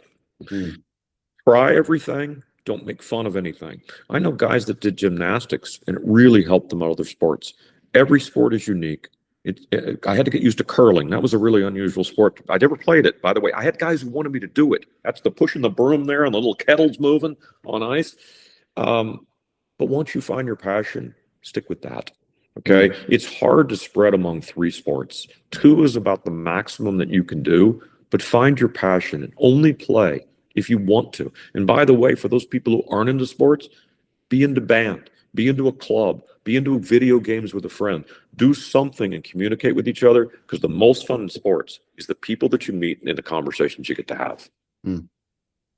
So you've lived in both Minnesota and Dallas. How do you think the sports cultures compare? And what's great about Minnesota sports fans compared to Dallas sports fans? Fair enough. And by the way, I've lived in Baltimore, New York, Boston, Atlanta, and San Francisco too. Every town's a little different. There you go. There's the tickets from the Ravens playoff game. The fans in Minnesota are loyal to their team no matter what, win or lose, and that includes the Twins, who are often bad. The Timberwolves, who have never been to a championship game. They've gotten to the Western Conference Finals, but they never have. But they always come back. New York fans also go to games, Giants and Jets. But when the team's bad, they go because they want to make fun of the team. It's like getting their frustration out. Atlanta fans are fickle. Okay, only when their team's good do they show up. San Francisco, pretty good fans. Okay, they'll show up. And then Dallas fans, well, they always sell the team out, the games. They're hot and cold depending on how good the team is. And I'll say this on record, a lot of the reasons the Cowboys have not been able to go beyond where they have is they're held back because Jerry Jones is their GM. He's a good businessman. He knows how to make money, but he doesn't really have the talent set to pick college talent and buy them. Okay. Again, he can because he owns the team and he can tell me to go pound sand, and that's okay too. But the team has really not won since he lost a coach named Barry Switzer. And Barry Switzer had players that his coach before that, Jimmy Johnson, put in place because the two together could pick well. Now Jerry makes a lot of those decisions I think others could. So Dallas is a good town, good for the Rangers, good for the Stars, and they certainly support the Mavericks during a downtime. And then also where you live in San Diego, so you got the LA Chargers now. And what a lot of your friends may not know is they are in LA now. They started in LA. Did you know they started there before they went to San Diego? Started in LA, came down here, went back. Yeah. But do you know why they were called the Chargers? Because they charged down to San Diego? Nope. What it was is they were part of a league called the American Football League, which is largely the AFC, but it was 2 different leagues. And they started it, and the guy who started it put $1 million in for a team. All of them paid $1 million for a team, which is like now they're worth billions. And he was part of carte blanche credit cards like MasterCard, Visa, and Chargers was a charge card before people all used those things. And so that's how they advertised. Well, after a year, they said, I don't think there's ever going to be money in this league. And they went down to San Diego. Well, that team sold for a whole bunch of money because the league, in fact, was valuable. And I hate San Diego does not have a football team because it's big enough to have one. I think they'd actually be supported in San Diego better than LA because the Rams are there. So what are your thoughts on the Timberwolves right now? Obviously, they're making it to the playoffs. How far do you think they can go? You know, it's so hard to say with them because they're hot and cold. They'll go through 8-game winning streaks and they'll lose 5 in a row. They didn't finish the season strong. I think they were 5-5 to finish, and the last couple games don't count because they're just resting everybody. Anthony Edwards can take over a game, by himself. But you got to make sure the other guys involved, because when you get to the playoffs, you need 3 good scorers and at least one off the bench. Reed and Rudy Gobert and Jaden McDaniels to step it up. What McDaniels, yes. Gobert, he's a defender. He really won't lead you in scoring. But they've got the talent to do it. They just have to string it together. If I had to guess, they'll struggle to get out of the first round with the Nuggets. That's a hard match. Okay. If they can get out of the first round with the Nuggets, I think they'll get to the Western Conference Finals again. I don't think they can beat the Thunder. They don't match up well with the Thunder. Do you think the Spurs can beat the Thunder? Yes. I think Wemby can beat anybody he wants to. You go try shooting over that. Okay. Those arms, they don't stop. And so everything's about, can you arc the shot enough? So for him, you almost want the guy who's not near him to take that shot. So yeah, I think the Spurs could. What makes the Vikings special to you? I was born in Minnesota. And so when I moved when I was 3, never saw a game there before I left. And when I was 8, I think it was 8, a guy named Fran Tarkenton was traded to the Vikings from the Giants. Well, he started in Minnesota. So my dad says on a car trip, he said, you were born in Minnesota. You should be a Viking fan.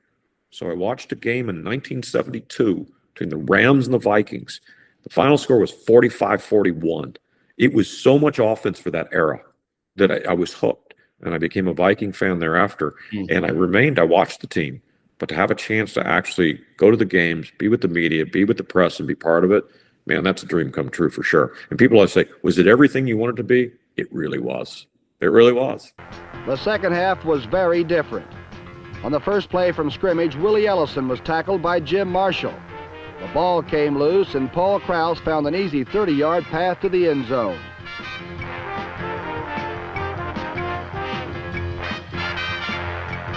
On the next series, faced with 3rd and 14, Fran Tarkenton looked for his old buddy Bill Brown, who certainly doesn't act like the oldest running back in the league.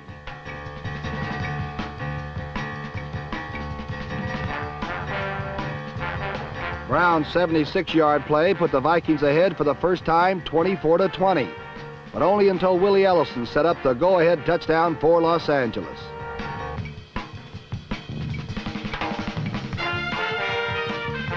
At the end of 3 quarters, the Rams led 27-24. But on the first Viking series of the 4th period, Fran Tarkenton went long for John Henderson.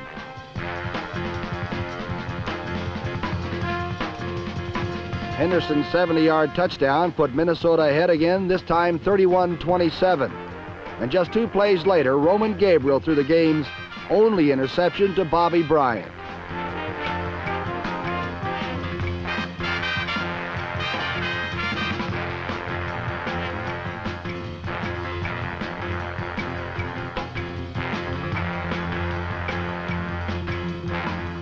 Tarkenton again found Bill Brown, and the Minnesota lead increased 38-27.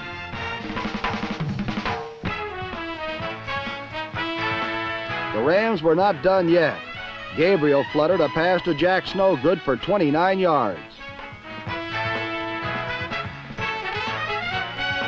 In all, Jack Snow caught 8 for 112 yards, while Willie Ellison ran for 104 yards in the touchdown which brought the Rams close once again, 38-34. Close was not good enough, because in the very next series, Tarkenton once again went long, this time Fran to John Gilliam. Gilliam's 66-yarder gave Tarkenton 4 touchdowns and over 300 yards passing, and Viking fans could barely contain themselves.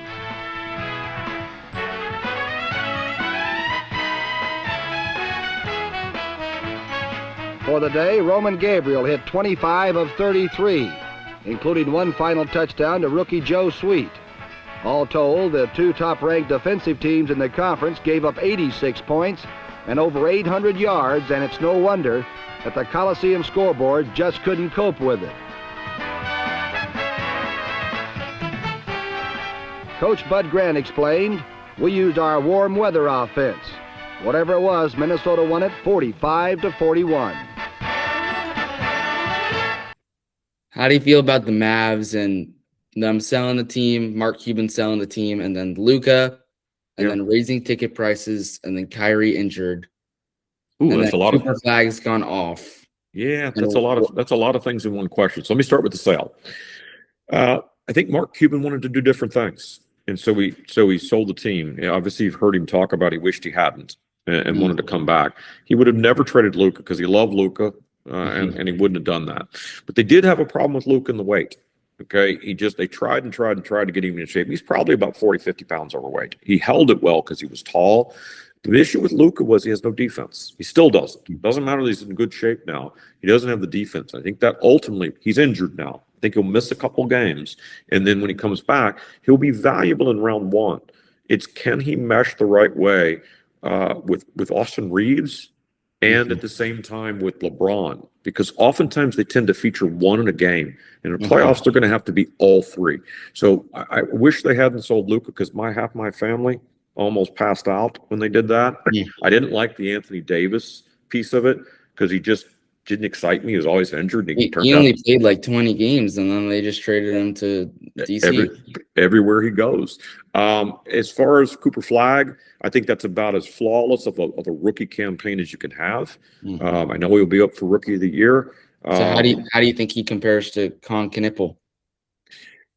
They're different games. One's better at three-point range right now than the other. I think Flagg's going to be the overall player. I mean, the dude's 19 years of age. I mean, it's amazing what he's doing here. The last guy that came in at that age to make the impact was LeBron and a guy named Kevin Garnett. And Kevin was a big guy. I think the Mavericks will rebuild now that the GM had to go. He did. Whether that was the right move, and it wasn't, but whether it was or wasn't, the fan antagonism was too much. And so they needed to do that to show they could get it done. They'll get some of their pieces back. They'll get a high draft choice. You'll see the Mavericks back in the playoff mix next year. What fan base that you've been a part of in your life stands out the most to you? For the wrong reason, the Philadelphia Eagles. I'll share some pictures on your podcast. They beat themselves up. They just get so wired up. And so I had to go to the NFC Championship game against the Eagles and Vikings. And we normally go to games about 3.5 hours early. And we got the call and we said, you got to get here 6 hours early. There's not a lot to do 6 hours early because nobody's there but you and the television crew kind of putting it together. Players show up about 2 hours before. You know, they come in buses and different buses. Different players come at different times. And in that situation, they said you have to get here because the police are going to block the streets because whether the Eagles win or lose, they will tear down the light poles, they will mob the city, they will loot things, they'll turn cars over, they'll burn them up. And I had to go out in the parking lots and do interviews. And sure enough, you've got bloodied faces and they're like little gnats running after you. They just are horrible sports. Okay. Now, again, are they rabid fans? Yes. But how they show it, it's kind of disgraceful.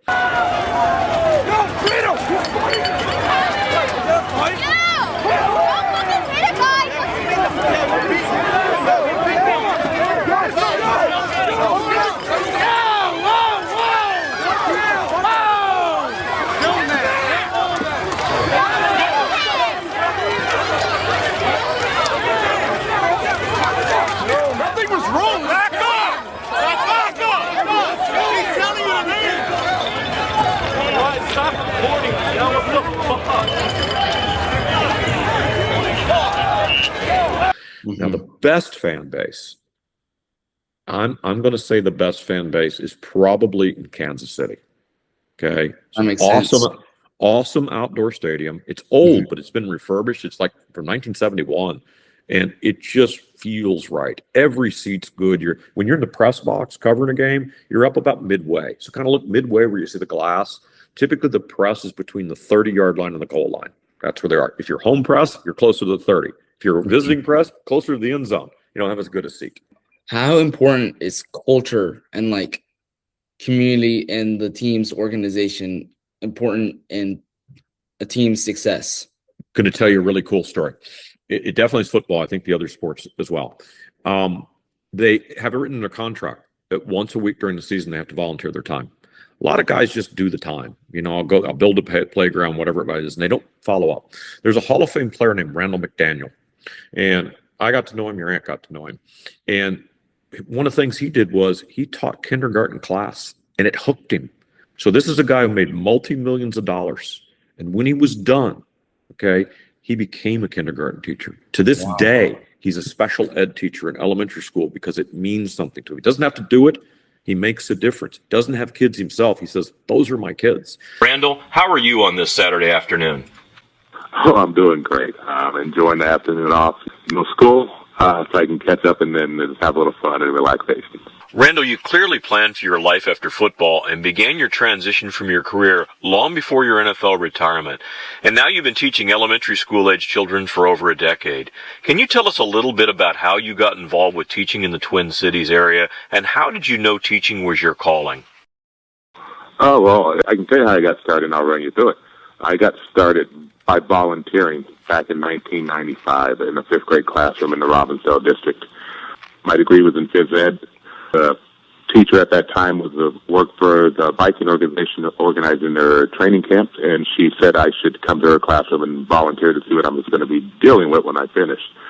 And so there's where it started. I went and volunteered in her fifth grade classroom, and every time I would come back on my off days, she would give me something new and different to do, different groups to work with. And so that's what I did. The day I retired, I jumped right into the classroom and started subbing. I got my provisional teaching certificate and started subbing from 2001 when I retired. And I worked as a substitute teacher for a while, for 5 years along the way. Then I took a full-time job as a basic skills instructor, like in 2006. And then I got laid off from that school, and they closed some schools down in 2008, and then moved out to the district I'm in now, which is actually the West Tonka district. I'm in Hilltop Elementary School right now in Mound. But I love working with kids. The reason I do what I do is I want kids to value their education. I mean, that's the one thing that can never be taken away from you is your education. And I love the challenge. It's like playing football all over. Every kid's different. Everyone learns a different way. And I'm always looking for that challenge. How can I help this kid get to where he needs to be, or help him reach that goal, or get him right to the edge and then let him make the next step to go on. It's such a challenge, and I love doing it. I was a kid that struggled in school, so I love working with kids who, a lot of people say sometimes, it's going to take him a little longer. He may not get it. And for me, every kid can get it. You just got to find a way to get that light bulb to go off for them, and that's what I love doing. So there are somebody every year from each team that comes up for an award, who does the most for their community, and that's part of their culture. The culture is also hard to manage in pro sports because of free agency. All the moving around. Same with NIL in college is these basketball teams. Michigan just won it all. 5 players in their first year, on their starters. And so it's hard to build culture if you're not around each other. So I will tell you, I long for the days where players were at a team for at least 4 years, whether it be college or pro, to find out, can we mesh? Do we work together? Because when they catch it, any team, good record or bad, can catch it on any given day and put it all together. And when you have a good culture, you want to be there. It is the Vikings who have the #1 culture in the league, and they did it by a survey with the NFL Players Union, and they came out as being the team that most people wanted to be a part of. Great facilities, great management, and they paid attention to their needs.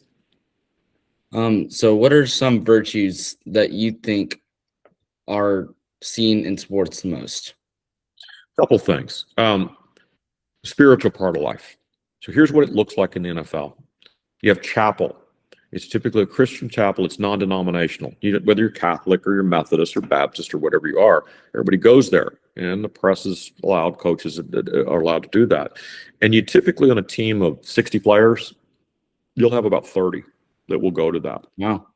And you'll have 10 coaches. And it's meaningful. And those are where your friendships are even closer. And when you think about, a lot of people use the term, I'm going to go to war with my teammate. It's a little bit different when you have a little power behind you on that. And so those typically are the most interesting people, the most giving people that you're going to find. There's other virtues that are important though. My point was to bring humor across. I wanted to make guys seem funny. I wanted to make them seem personable. And then there was a great thing that I'll share a clip on your podcast here of a guy I knew, and I had the ability to take anybody I wanted to a game. So I had one extra pass. I could take anybody and have them sit next to me. The key is when you're in press box, Ike, you can't cheer. You can't say anything or you're kicked out. It's part of the code of the press conference. Okay. You can't do it. But I would take people. I got to take 3 of my sons to a game once they turned 18.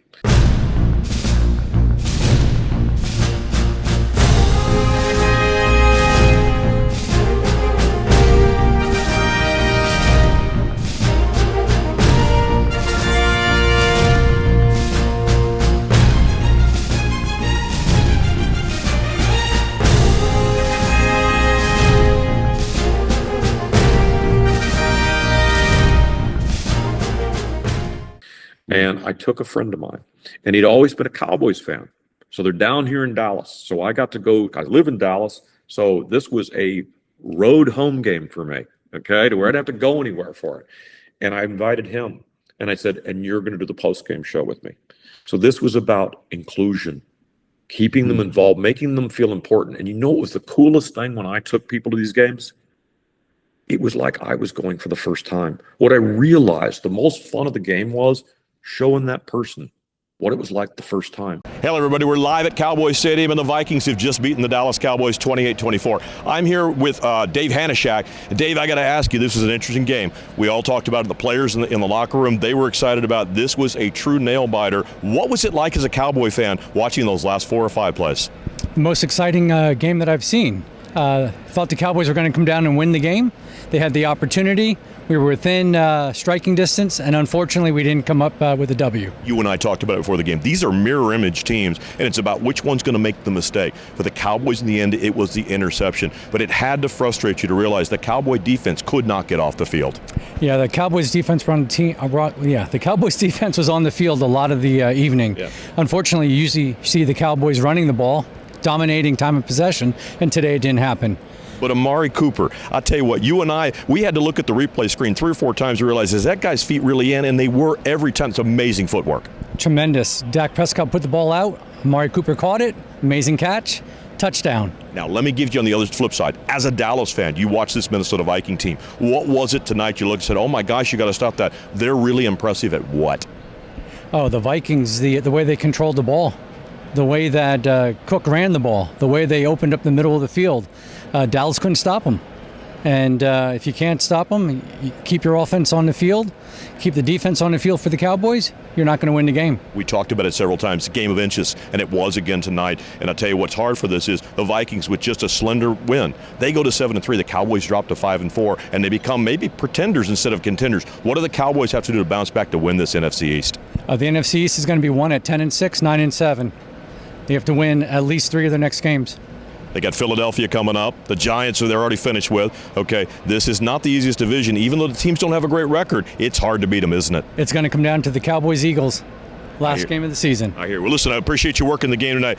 Guys at home with Dun & Bradstreet, Dave Hanashak covering the Cowboys, Tom Moore for the Vikings. We'll see you back home. I'm going to show you another clip that's about a person who was to take my place. I groomed her for a year. She was super nervous, really struggled. And you're going to see her at a game against the Chargers in a soccer stadium in Los Angeles when they were transitioning to the new stadium. Cool stadium, by the way, really neat. And it's her interviewing me. And you'll see she's got it. And so I realized I'm passing the torch. We took her from really not very confident to where she was ready to take over for me. Her name was Katia Dragadis. Okay, and you're going to see her, and you'll see what I'm like interviewed versus interviewing somebody. Katia Dragadis here with Tom Moore. After a Vikings win in LA 39-10 over the Los Angeles Chargers. Tom, there's 7 turnovers from the defense. I know that you're still not super happy with the defense, though. What are the areas of concern still? Hey, I want to tell you about it, but let me talk about the good stuff. You and I just got out of the locker room, okay? That was a fun place to be when you win by 29 on the road. And strange enough, it really didn't feel like a road win at all. I mean, it was a bunch of purple out here. If there was any Charger fans, they must have been underneath us in the press box, and I think some of that was piped in noise.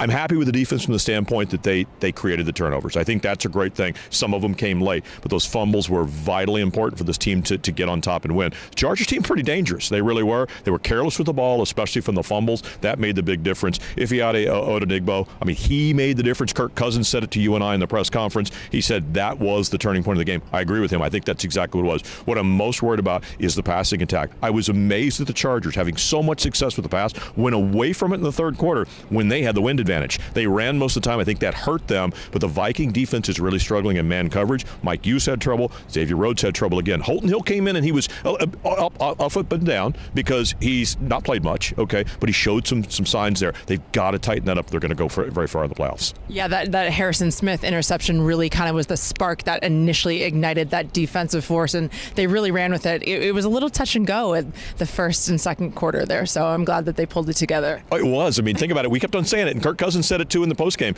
They got threes and not sevens, okay, and you can talk about that. Talk to the fans about what Kirk said about, hey, when I get those turnovers, I got to do something different with them.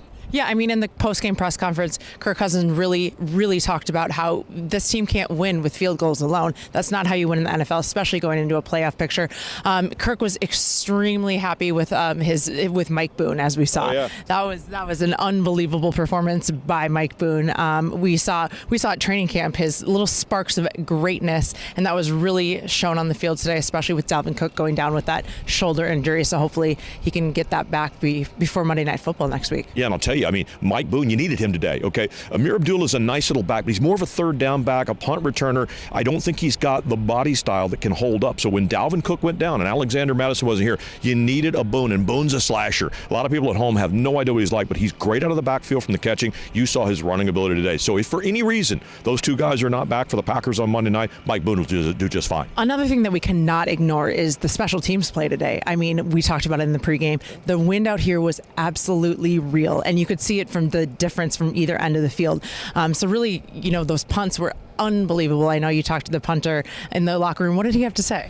Well, what he talked about is he always gives the credit to somebody else, okay? Always about his guys getting down there and make sure that they got the ball before it hit in the end zone. But he put that ball there. And you and I were talking about it during the game. This is not a bad place to punt. They needed to get a little bit better field position, punting into the wind, try to pin the Chargers so they can't get points before the end of the half. He not only did that, a couple of plays later, the Viking defense got the fumble, and he did exactly what he was supposed to do. He has an amazing ability to get that thing to drop inside the 10 and stop. He doesn't have any punts inside hitting the end zone this year. That's amazing for any punter. You talk about the special teams. We talked to Dan Bailey. Nobody wants to talk about missing an extra point. But one thing we noticed today, we told everybody on Twitter and social media, we told them this wind is a problem. Okay, it was 20 miles an hour, it gusted 25 miles an hour, and it was swirling inside the stadium. And he said that one extra point he missed, he said, I hit it well. He said, some things you just can't control. And I think that's the truth. It was a very odd win today. I think over anything, they needed this confidence going into Monday Night Football against the Packers, something that's going to be a huge contender going into this playoff picture. Great things. Rams lost today. Yeah. Puts us in an awesome position going into next week as well. They just got to roll. They got to make it happen next week on Monday night.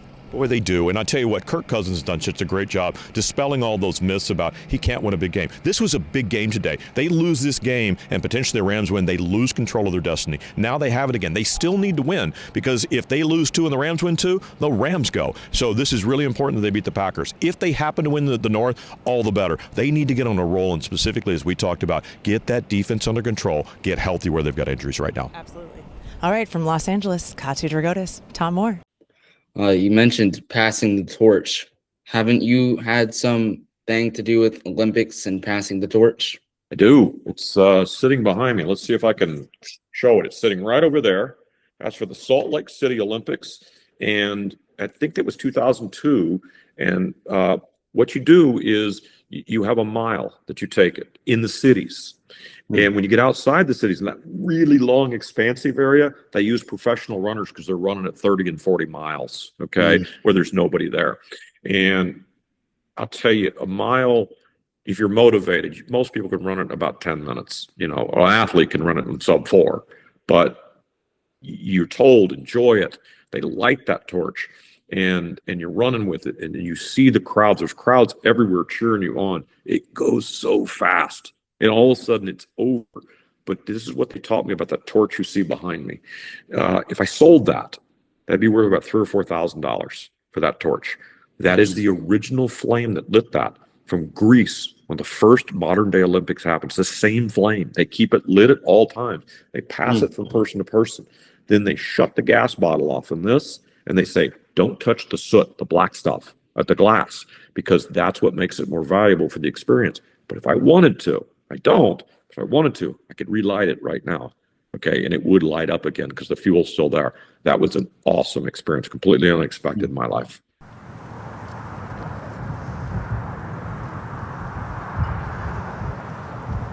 Behind people.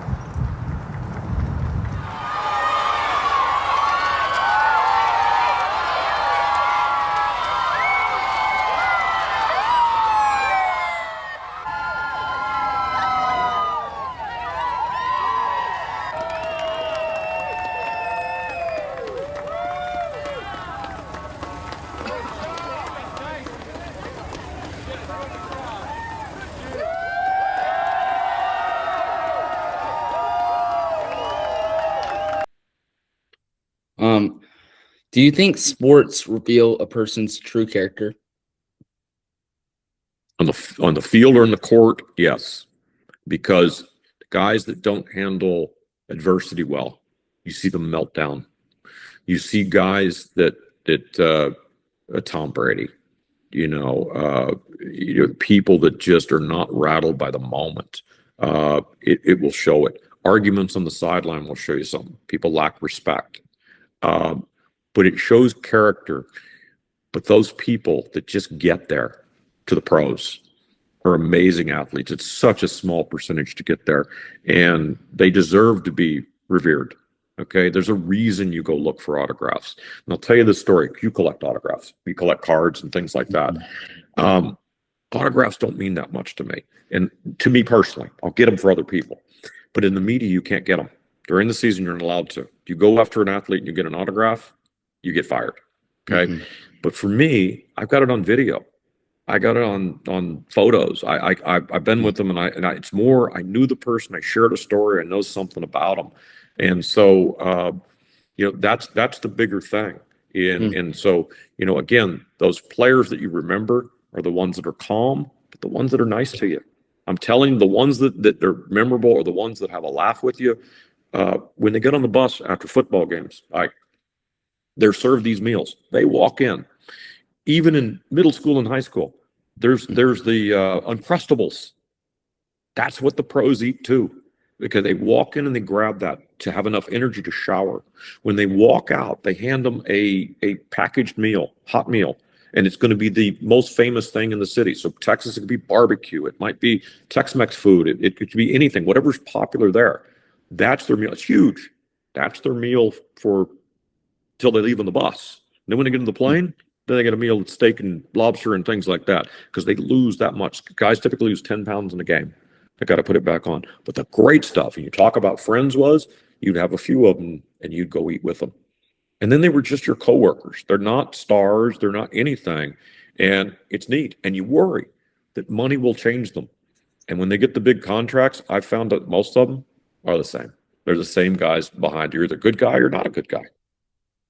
If you could relive one sports moment from your life, what would it be? I'll do the broadcasting. It's the Minneapolis Miracle. Do you know it?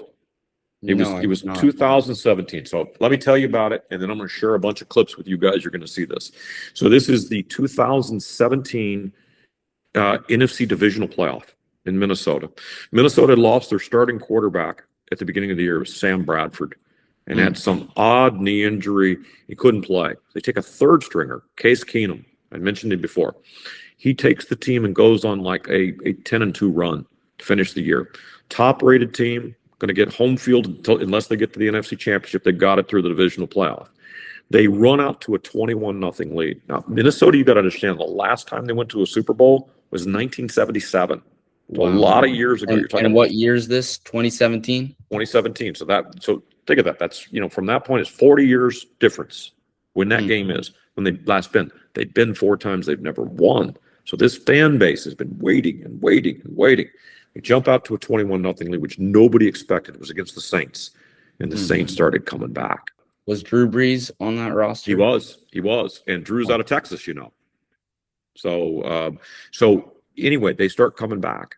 And then I'm sitting next to Fox 25 in New Orleans. And it's 21-0. They said, oh, we didn't expect this. Then they start coming back. And then they take the lead with 2 minutes to go. In the press, you have to leave the press box before the game is over, or you don't get to the locker room in time for the interview. So as I leave, the Saints are up. When I get down, there's a huge TV in the press room, okay, where we go to, where you see them with the logos in the back, and they're at the podium. And Minnesota comes back and goes ahead. And then the Saints come back and go ahead. Now we have to get up in line. So we no longer can see the TV. We're just standing at the outside of the locker room. And what you may not know is there's a 25-second delay. So what you see at home on TV happened 25 seconds ago. It's in case somebody curses. It's called a mic drop. Okay. And so we hear the crowd erupt, and we don't know why. Because my cameraman was distraught. He was a Minnesota guy. He said, oh my gosh, his name was Jason Barham, great guy. And he said, he's just depressed. He's over there, I've waited so long and they're not going to win. We go back in, and the Vikings had scored on the very last play. They're trying to get in range for a field goal, and the defensive back for the Saints whiffed. And Stephon Diggs caught it and went in. It was the only walk-off game-winning overtime TD in history. It was the most amazing feeling in the locker room. I'll share those interviews.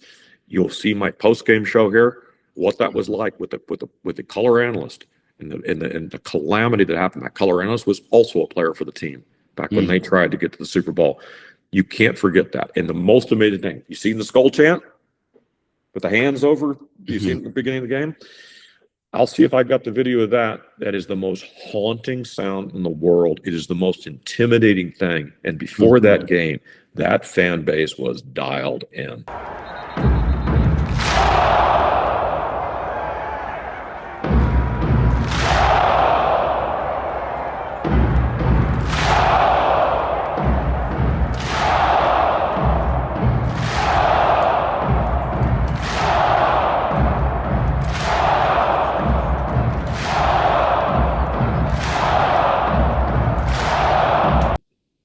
It was great. It was good. I've had lots of memorable moments, but that one will always stand out. You look at the New Orleans Saint offense, you look at those two dynamic running backs. You've got Alvin Kamara, and you've also got Mark Ingram. Either one is dangerous independently, but they play both in the run and the pass game. The Vikings were able to contain them in the first game, but these are different players right now, and they're really going to have to commit to stop that run first to keep the Saints off the field. And that's the point. The key to this game for the Minnesota Vikings is this defense.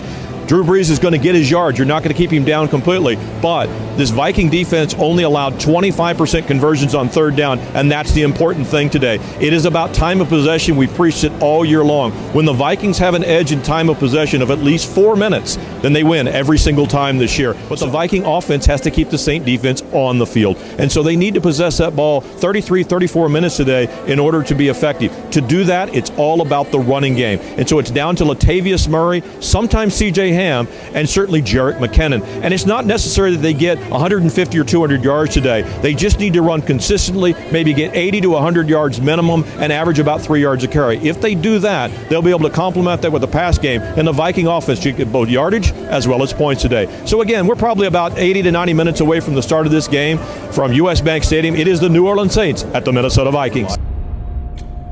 What you think and what you believe is who you are. So you think like a champion, you believe you're a champion, you play like a champion. Let's go win the day for each other, one play at a time. Let's go. Win on 3, 1, 2, 3, win.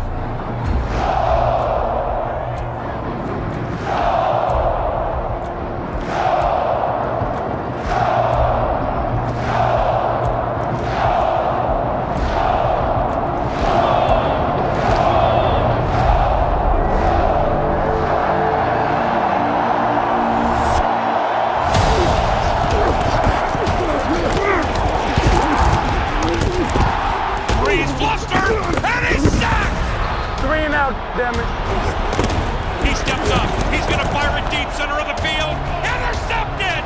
And the Vikings have turned over New Orleans. Cross left to McKinnon. Turns it up 10, 5. Touchdown!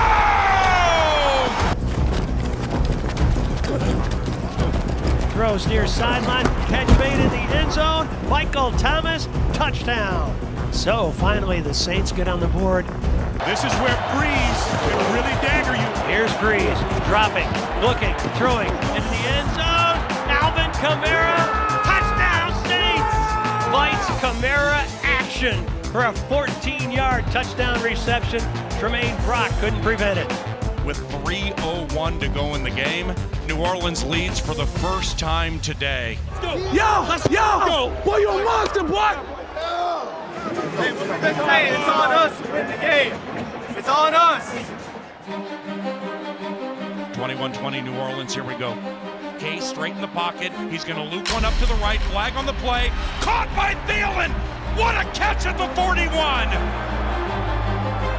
Forbath with plenty of leg, and it is good! Yes! 23-21 Vikings! Best foot right now. We gonna win. He'll pass left, caught cold-blooded. Oh my heavens, at the 33 with 40 seconds to go in the game. It's a 43-yard try. Snap spot. Lutz's kick is up, and it is good. Boom! 10 seconds to go. 24-23 Saints. Vikings at their own 39. It's third down. We need a Minneapolis miracle. Case on a deep drop. Steps up in the pocket. He'll fire to the right side. Caught by Diggs. Oh, it got loose at the 30. 10. Touchdown! Are you kidding me?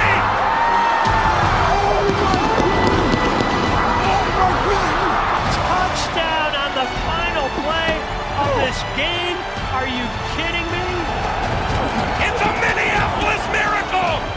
Stephon Diggs and the Minnesota Vikings have walked off on the New Orleans Saints! US Bank Stadium after the Vikings' thrilling 29-24 playoff win against the New Orleans Saints. I got to tell you, Pete, it did not look good towards the end, did it?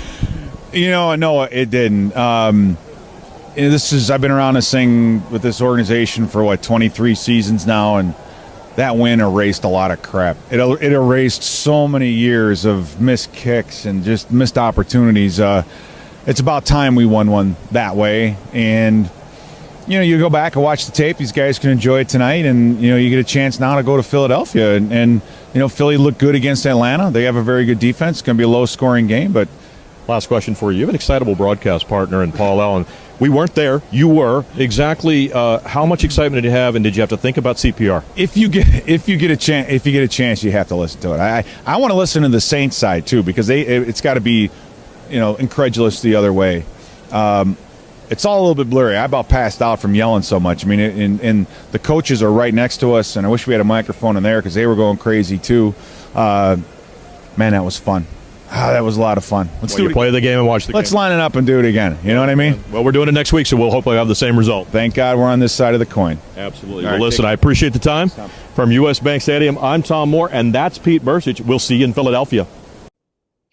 What legacy do you hope to leave through sports and broadcasting? In the off seasons, I work with people in high schools, and I take them to college games. I'll share a couple things here where I've taken people to SMU games to cover them here locally with my connections with them. And they grow and they get better, and they're terrible at first because everybody is. And then they got better and better, and I've got this really neat interview where it's two guys together and they can't believe because it was a last second win, and just listen to their emotion, okay? And that caused them to go to college and be broadcasters. Hey, I'm Matthew McDowell with White Tessier. After the crazy SMU win against Memphis live at the Ford Stadium. So Wyatt, that fourth quarter was crazy. What are just some brief ideas that you have about that fourth quarter? Matthew, you said it. That quarter was insane. One of the most wild endings I've ever seen, at least in a long time. Obviously, Memphis down late in the fourth quarter, and they had a chance to drive back. SMU cracked the door open a little bit, and Memphis, they looked like they were going to be taking advantage of that, maybe get a late last-minute field goal, but went for it all there at the end and ended up throwing an interception. You talked a lot about Rashee Rice, and he actually broke the record today on a beautiful corner route touchdown pass. What do you think that means to him, and how much that record, sealing the win for his team as his last game as a senior, means for him? I think that means a whole lot to him. Obviously, he broke that record, which was held by Emmanuel Sanders. Obviously, a great wide receiver, and it's going to be a very important record that'll probably stand for a long time. And he was a very key role in helping SMU get the win today. Now, Tyler Irvine, he's a senior, but he announced he's coming back. In the first half, the run game was a little slow, but in the second half, the defense really stepped up and their offense got open. How do you think his running game impacted the offense and their just ability to score and get down the field? Yeah, I think it's a great thing that he's coming back next year. Obviously, yeah, like you said, it was a little slow to start this game, but that running game helps make a more dynamic offense, and definitely when you get a little rush threat in there, it helps people like Rashee Rice get open and helps him break records. And how much do you think this means for Tanner Mordecai? Obviously, it meant so much for him. He got hurt late in the second quarter. Kevin Jennings came in, got the Mustangs on the board. He went in the tunnel. He went in the tent. He came back. He finished the game for the Mustangs and eventually got them the win. How much do you think this game, this school, and football means to him? Yeah, obviously, when he went out, Jennings, he was looking really, really good. Helped the Mustangs, help them during that time when he was out. But Mordecai obviously came back and just was that ignition and helped spark their offense and help them win this football game. I'm Matthew McDowell with Wyatt Tessie at Ford Field after the SMU Mustangs just defeated Memphis Tigers 34-31 in an absolute thriller. And I've got one woman who she didn't know anything about sports, but you tell her what to say and she'd be able to say it. She was really good on camera. And she's an anchor woman in Alabama now, doing the news. And so the legacy I want to leave is that somebody else got to have the fun I did. I don't care if anybody recognizes me, remembers me. I just want somebody else to experience what I did. What's the funniest story a player ever told you during an interview? How about I give you, I'll give that, but the one that's coming to my mind right is the funniest thing they ever did. Okay. So there's this rookie center named Matt Burke. He played a lot of years, won a Super Bowl ultimate with the Ravens. And as a rookie, you need to be on time, and you get fined in the NFL. You get fined in every sport if you're late to stuff. So all the veteran players told him the wrong time for practice. They told him it was at 10 o'clock and it was at 9 o'clock. And then they called him at 20 till 9 and said, "Where are you? You need to get your practices here." So he rushes to the stadium, and he's got to get that uniform on quick and get out to practice. What he doesn't know is it's freezing in Minnesota. It's 10 degrees outside. They had taken his entire uniform, doused it in a bucket of water, and froze it. So as this guy's coming out to practice, he's running and icicles are coming off of him. It was the greatest thing I ever saw. Now, on another one, coach decided to break the tension of training camp because these are guys trying to win jobs. Goes up on the roof, and everybody knew he'd been having trouble with a defensive tackle named Keith Millard. Okay. And they're up, and all of a sudden they look up the top, and their training camp is at a college. And they see him at the top of a building, and they're arguing. It's terrible. All of a sudden, Keith Millard grabs the coach and throws him off the building. Wow. The building is 8 stories high. What they didn't know is it was a dummy they threw off. It was specifically to try to get them. And then all the troubles those guys had together, they never had any anymore. It's about pulling the pranks. And so these guys, when they were in camp, they'd call me before I got there, and they'd say, "Bring some duct tape," because they'd want to duct tape the rookies to the goalposts. Okay. On the funny stuff, I'll find some things and I'll share them with you. More of them were sound bites. I have one guy where they said, named Laquan Treadwell, still plays in the league. And I said, "You've been here a couple of years. Somebody visits Minnesota. What would you tell them to do?" And he said, "Oh, I don't know, go out to one of the lakes." I said, "Which lake?" And he said, "Lake Minnetonka, biggest one they got there." And I said, "What would they do?" "Have some hot dogs, go swimming and maybe go scuba diving." And I said, "Really? Scuba diving on Lake Minnetonka?" So you got to understand, people don't typically scuba dive in a lake. Okay. It's too murky. And that broke him up to where he couldn't stop laughing. So the key was, if you could get him to break up and not stop laughing, then it was just two guys talking. And then all of a sudden they'd tell you all kinds of stuff you didn't know. Lots of fun stuff. I'll provide some of them for your viewers. What are some of your favorite outdoor and indoor stadiums in the NFL? Kansas City's favorite outdoor. A lot of people say Seattle. It's weather beaten. It's pretty beat up. It's kind of neat because it looks like a football in the end zones. Good fan base.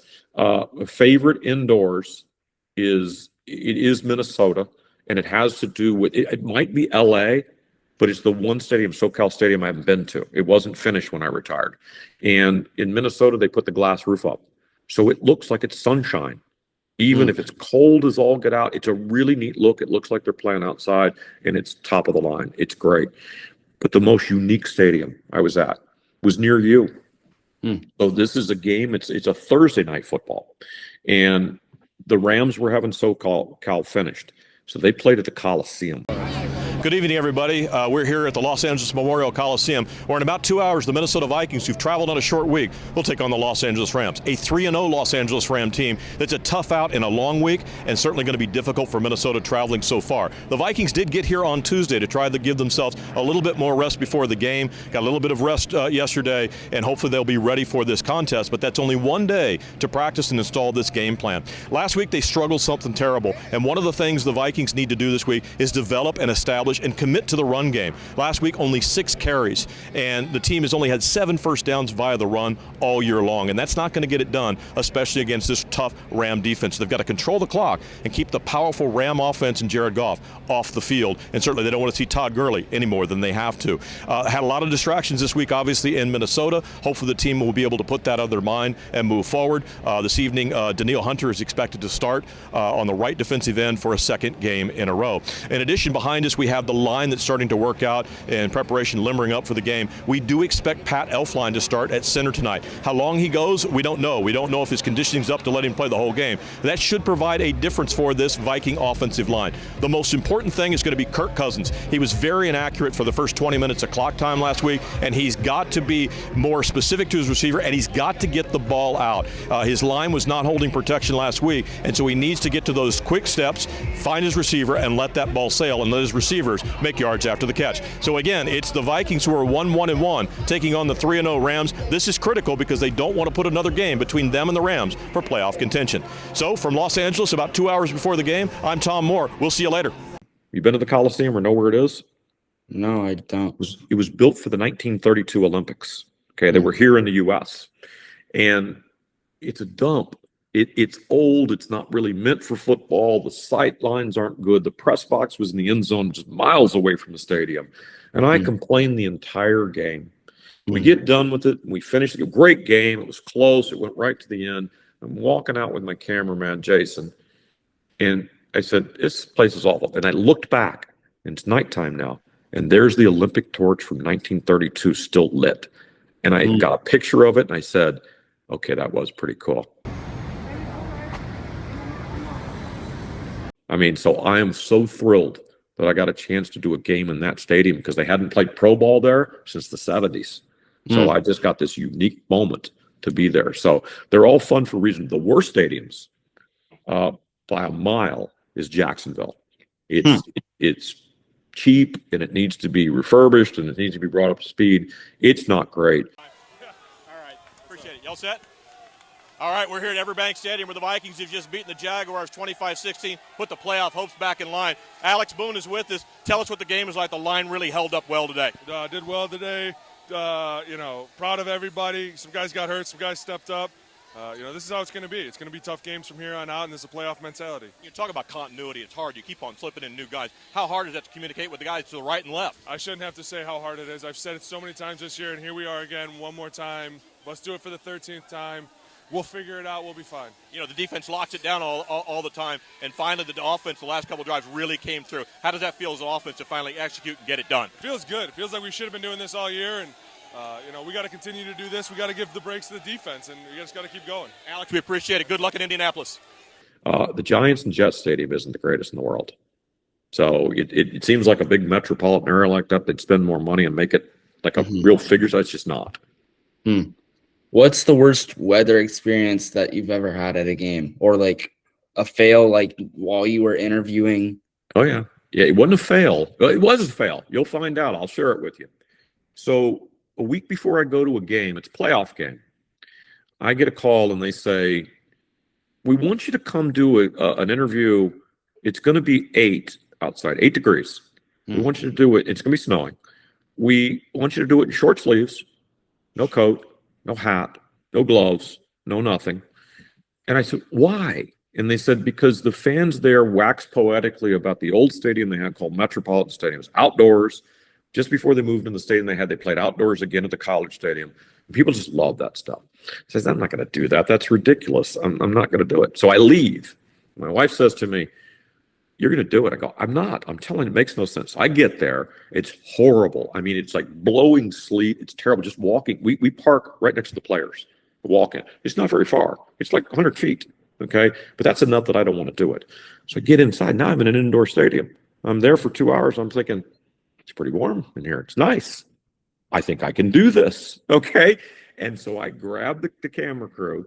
We go out together. I'm dressed in a suit coat and everything to go out, just to have clothes on. We go out to this metal ship. It's a Viking ship. It's in front of the thing. And that's where we're going to do it. And you want to do things in one take. I normally do everything in one take. I don't want to repeat it. I want it to be whatever came out of my mouth. This time I needed to, because the guy said, you need to get it done or you're going to get frostbite. So as I go through this thing, I strip down to the t-shirt. Everything goes fine. The camera, the mic equipment stops working because it's so cold. And then I remember what they told me. They said, you need to finish in 90 seconds or your mouth will start to freeze, which is going to sound like we're talking with Jell-O in our mouth. So I'm getting both of those things done, talking pretty fast, and survived. Good afternoon, everybody. We're about 3 hours away from game time for the Minnesota Vikings, the New Orleans Saints here in the NFC Divisional Championship. You can hear the fans are excited already. And we're standing out here with no coat. We've got no hat. We've got no earmuffs. We've got no gloves on. And the reason we do that is because Viking fans everywhere always wax poetically about what they want is an outdoor stadium, because this is Viking weather. Well, let me tell you what. Let me tell you exactly what you feel. I can no longer feel my ears. I can feel the pain in my arms. I can only imagine what a linebacker would feel when he makes a hit. So the cold weather is certainly damaging to both.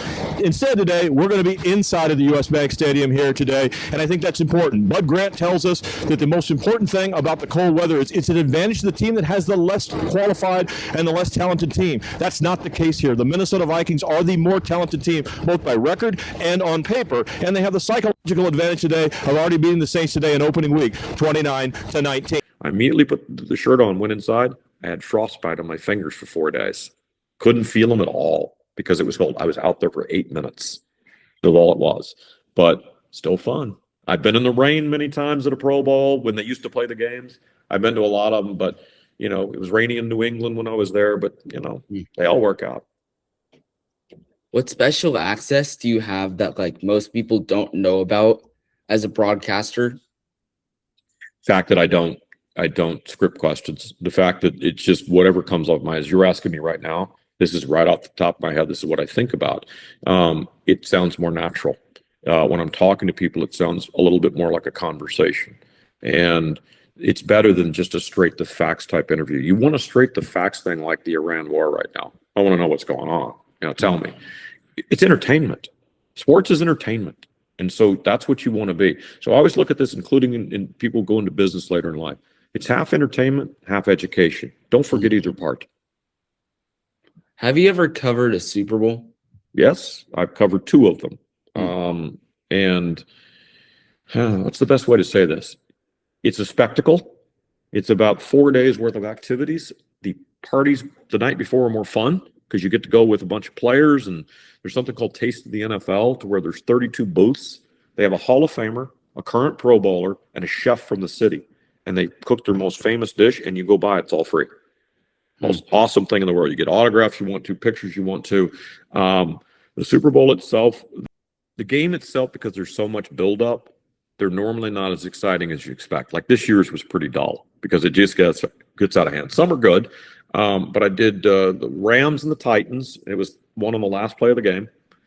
And then it was the Falcons and the Patriots. Who won both of those games? Patriots came back from 21 down to win. The In the case of the Titans-Rams game, the Titans ended up 1 yard short of the goal line as time ran out. If they'd scored, they would have won it. So they were good. When I was a little kid, Super Bowl VIII was in Houston. I begged my dad to go. Tickets were $6. Now face value is like $500 to $700. It's crazy. And he said, nah, it's not worth that. And they used to black out games. So instead of paying $6 for the ticket for just the two of us, it'd be $12. He spent like $40 on a hotel room to go out of town far enough to where it'd be televised. I go, why don't we go to the game? It wasn't a great game, but I would have loved to have gone when I was that age. Did you ever interview any non-sports figures? Did. What I learned is you get bored. When you're doing sports all the time, you get bored with it. And so what we found out in the off season is we would interview celebrities, Hollywood types, TV, movies, because they like to talk sports. Sports guys like to talk entertainment. And so we would do that. And, I've interviewed Adam Sandler. You won't probably know him, but, some of the older people know Jesse Ventura. He lives nearby in Mexico, but Jesse was a wrestler, Navy SEAL, and he was in a lot of movies for a while. Well, one of the things I always wanted to know on your side, Jesse, is you've been involved in so many parts of government and also on the military side. Right out of high school in Minnesota, you joined the Navy underwater demolition team. And, a lot of people have heard stories about that, but we interview world-class athletes on a weekly basis. And, of course, they strive to be elite in their game, and they have hard, intense workouts to get to that level that they play on the field. But I'm curious for others that haven't had that test of will or character, what's the toughest part about being a Navy SEAL? Well, the toughest part, obviously, is you first qualify to go to what they call BUD/S, Basic Underwater Demolition SEAL Training. You really need to be, for the most part, a triathlete. You've got to be a strong swimmer. You've got to be a runner who can run for long distances. They're not interested in sprints. And all your running is done in combat boots in the sand.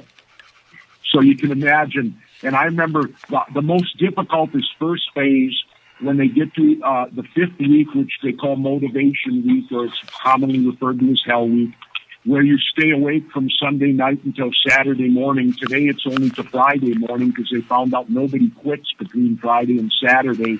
So they ended it on Friday, which was smart on their part. But you also lead into that on the Friday before with a 16-mile sand run from Coronado to Tijuana, Mexico. So really what it is, the first 5 weeks are literally physical training from sunup to sundown. I remember I was a competitive swimmer in high school, so the swimming wasn't overly difficult for me. But I went with the PTs, the O courses, and the runs and everything like that. And you have to run. During SEAL training, you are not allowed to walk. If you're moving, you have to be running. So you run the run, and then you run back when you're done with the run. Anytime you're moving in SEAL training, you have to be running. You are not allowed to walk, ever. And that's where the stamina comes in the training. And, the first 5 weeks, I remember I weighed 190 pounds when I went into BUD/S training. I was a swimmer. When I graduated, I weighed 212, 22 pounds of muscle on me. Wow. And you always hear the stories about it. At first you're worried about getting in shape, and then as the further you get along, when you get into your assignments, you're out in the field, you somehow find a way to put fear to the side to focus on your job. How difficult is that? Or is it natural? Well, because you're so well trained. When I spent literally over 1 year in the Navy being trained, I went to boot camp. I went to storekeeper A school because you had to have an A school then. Then I completed BUD/S, which at that time was 22 weeks long. Army Airborne's 3 weeks. BUD/S is 22, 26 today. It's even 4 weeks longer today. Then I went to Army Jump School for 3 weeks. Then I went to what they call SEER School, Survival, Escape, Resistance, Evasion, where I was waterboarded. And I can tell you it is torture. I made the famous quote, if you give me Dick Cheney 1 hour and a waterboard, I'll have him confess to the Sharon Tate murders. And which I could. Waterboarding is torture. Trust me, guys, it's torture. Yep. And I finished SEER School, and then I went to what they call SEAL Cadre, or SBI, SEAL Basic Indoctrination, which was 7 weeks in Niland, California, where you shoot every weapon known to man. You know how to take it apart, put it back together, and you run ops every night for 7 weeks. And I remember I graduated on Wednesday, They said, take off till Monday morning. Monday morning, be at Naval Air Station, North Island. You deploy to Saigon. And off we went to Southeast Asia. I did 2 tours, a 9-month and an 8-month. And the second tour, the Vietnam War had ended.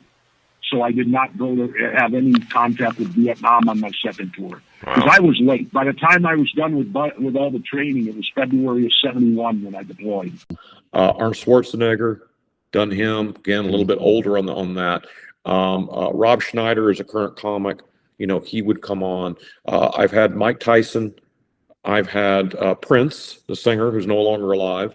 And I interviewed O.J. Simpson from jail. You won't know him, but somebody watching this will. He's an infamous person who was found not guilty of murder that a lot of people think he was. And I interviewed him in prison one time. And so that was interesting. What was the greatest thrill of your broadcasting career? Probably the first time that I did it and found out I could on TV. This is the press pass from that game. I keep it in a little lucite case. And the other thing is, you asked about virtues earlier, but sitting in the back of that, you won't be able to see it, but let me tell you what it is. So I always use the phrase, it's amazing how much effort it takes to look effortless. That means it takes a lot of planning to make it all come off. And you get games that come on in your neck of the woods at 10 a.m. in the morning, and then you get the doubleheader comes on at 1. But how do they all come on? Way back when, 70s, 60s, they were all kinds of times. Some would be 11, 1, 3. It'd be all over the place, wherever they wanted to start them.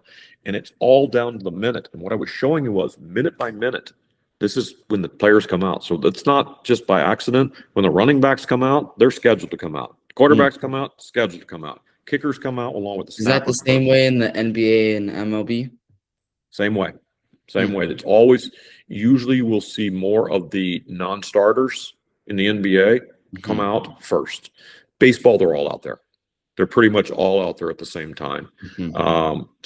But it's neat to watch it happen, to see how much detail, and every part of that broadcast, all the way to the national anthem and start of the game, is completely scripted to make sure they all come off at the same time. Why?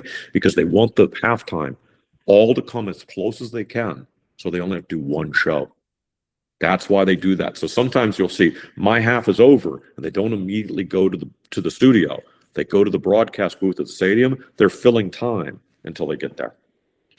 Who's a sports figure you met that you have the best relationship with currently, like that you maintained a relationship?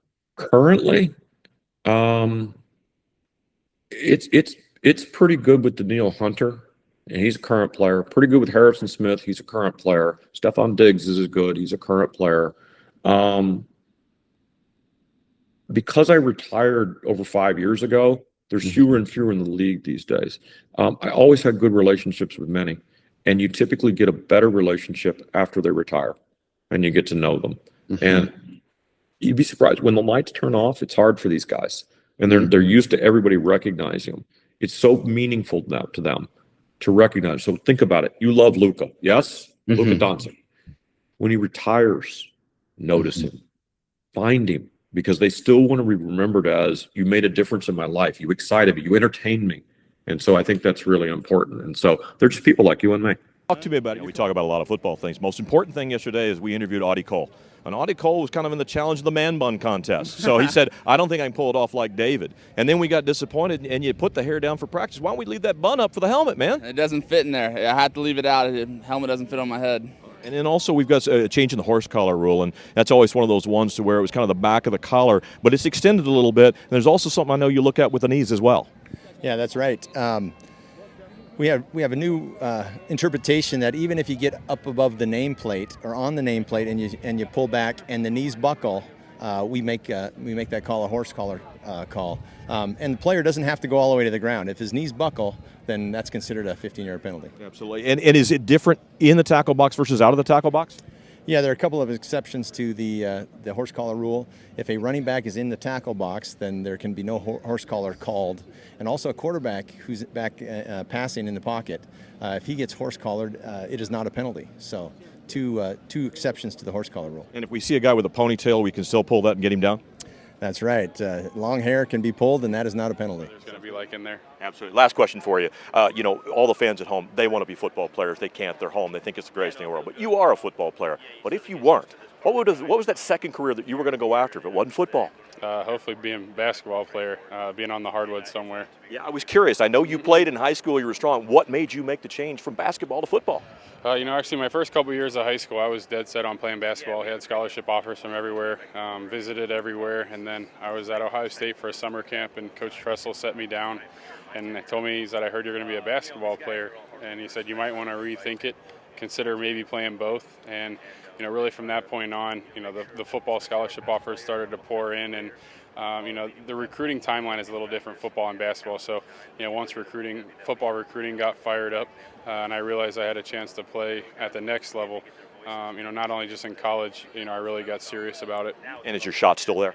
Absolutely. I went toe-to-toe with Carl Anthony at his camp last week, so I still got it. I can still go play. So reasonably, we could get in touch with you for a little pickup game for money, and you could be our ringer? Oh, absolutely. I'm all in. Love it. Well, with the players, what they do, if you're a rookie, you got to carry the other players' pads. Do they make you do anything a little bit like hazing here?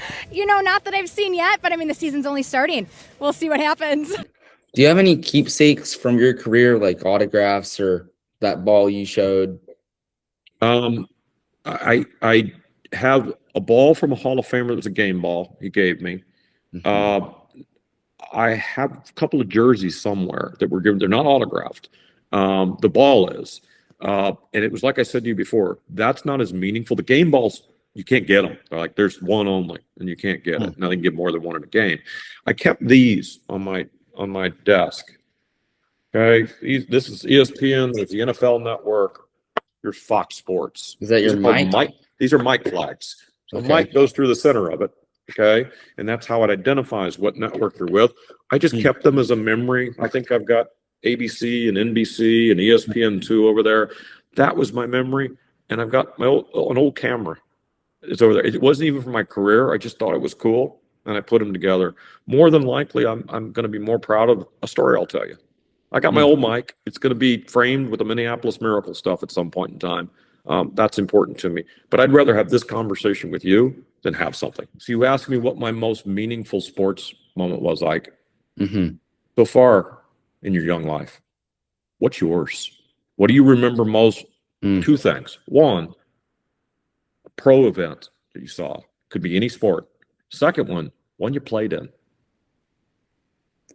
Well, the most memorable pro event, probably either the 2022 Padres run, the Luka trade, that was a big deal, or the 2024 run where they had a good matchup with the Dodgers. That was intriguing.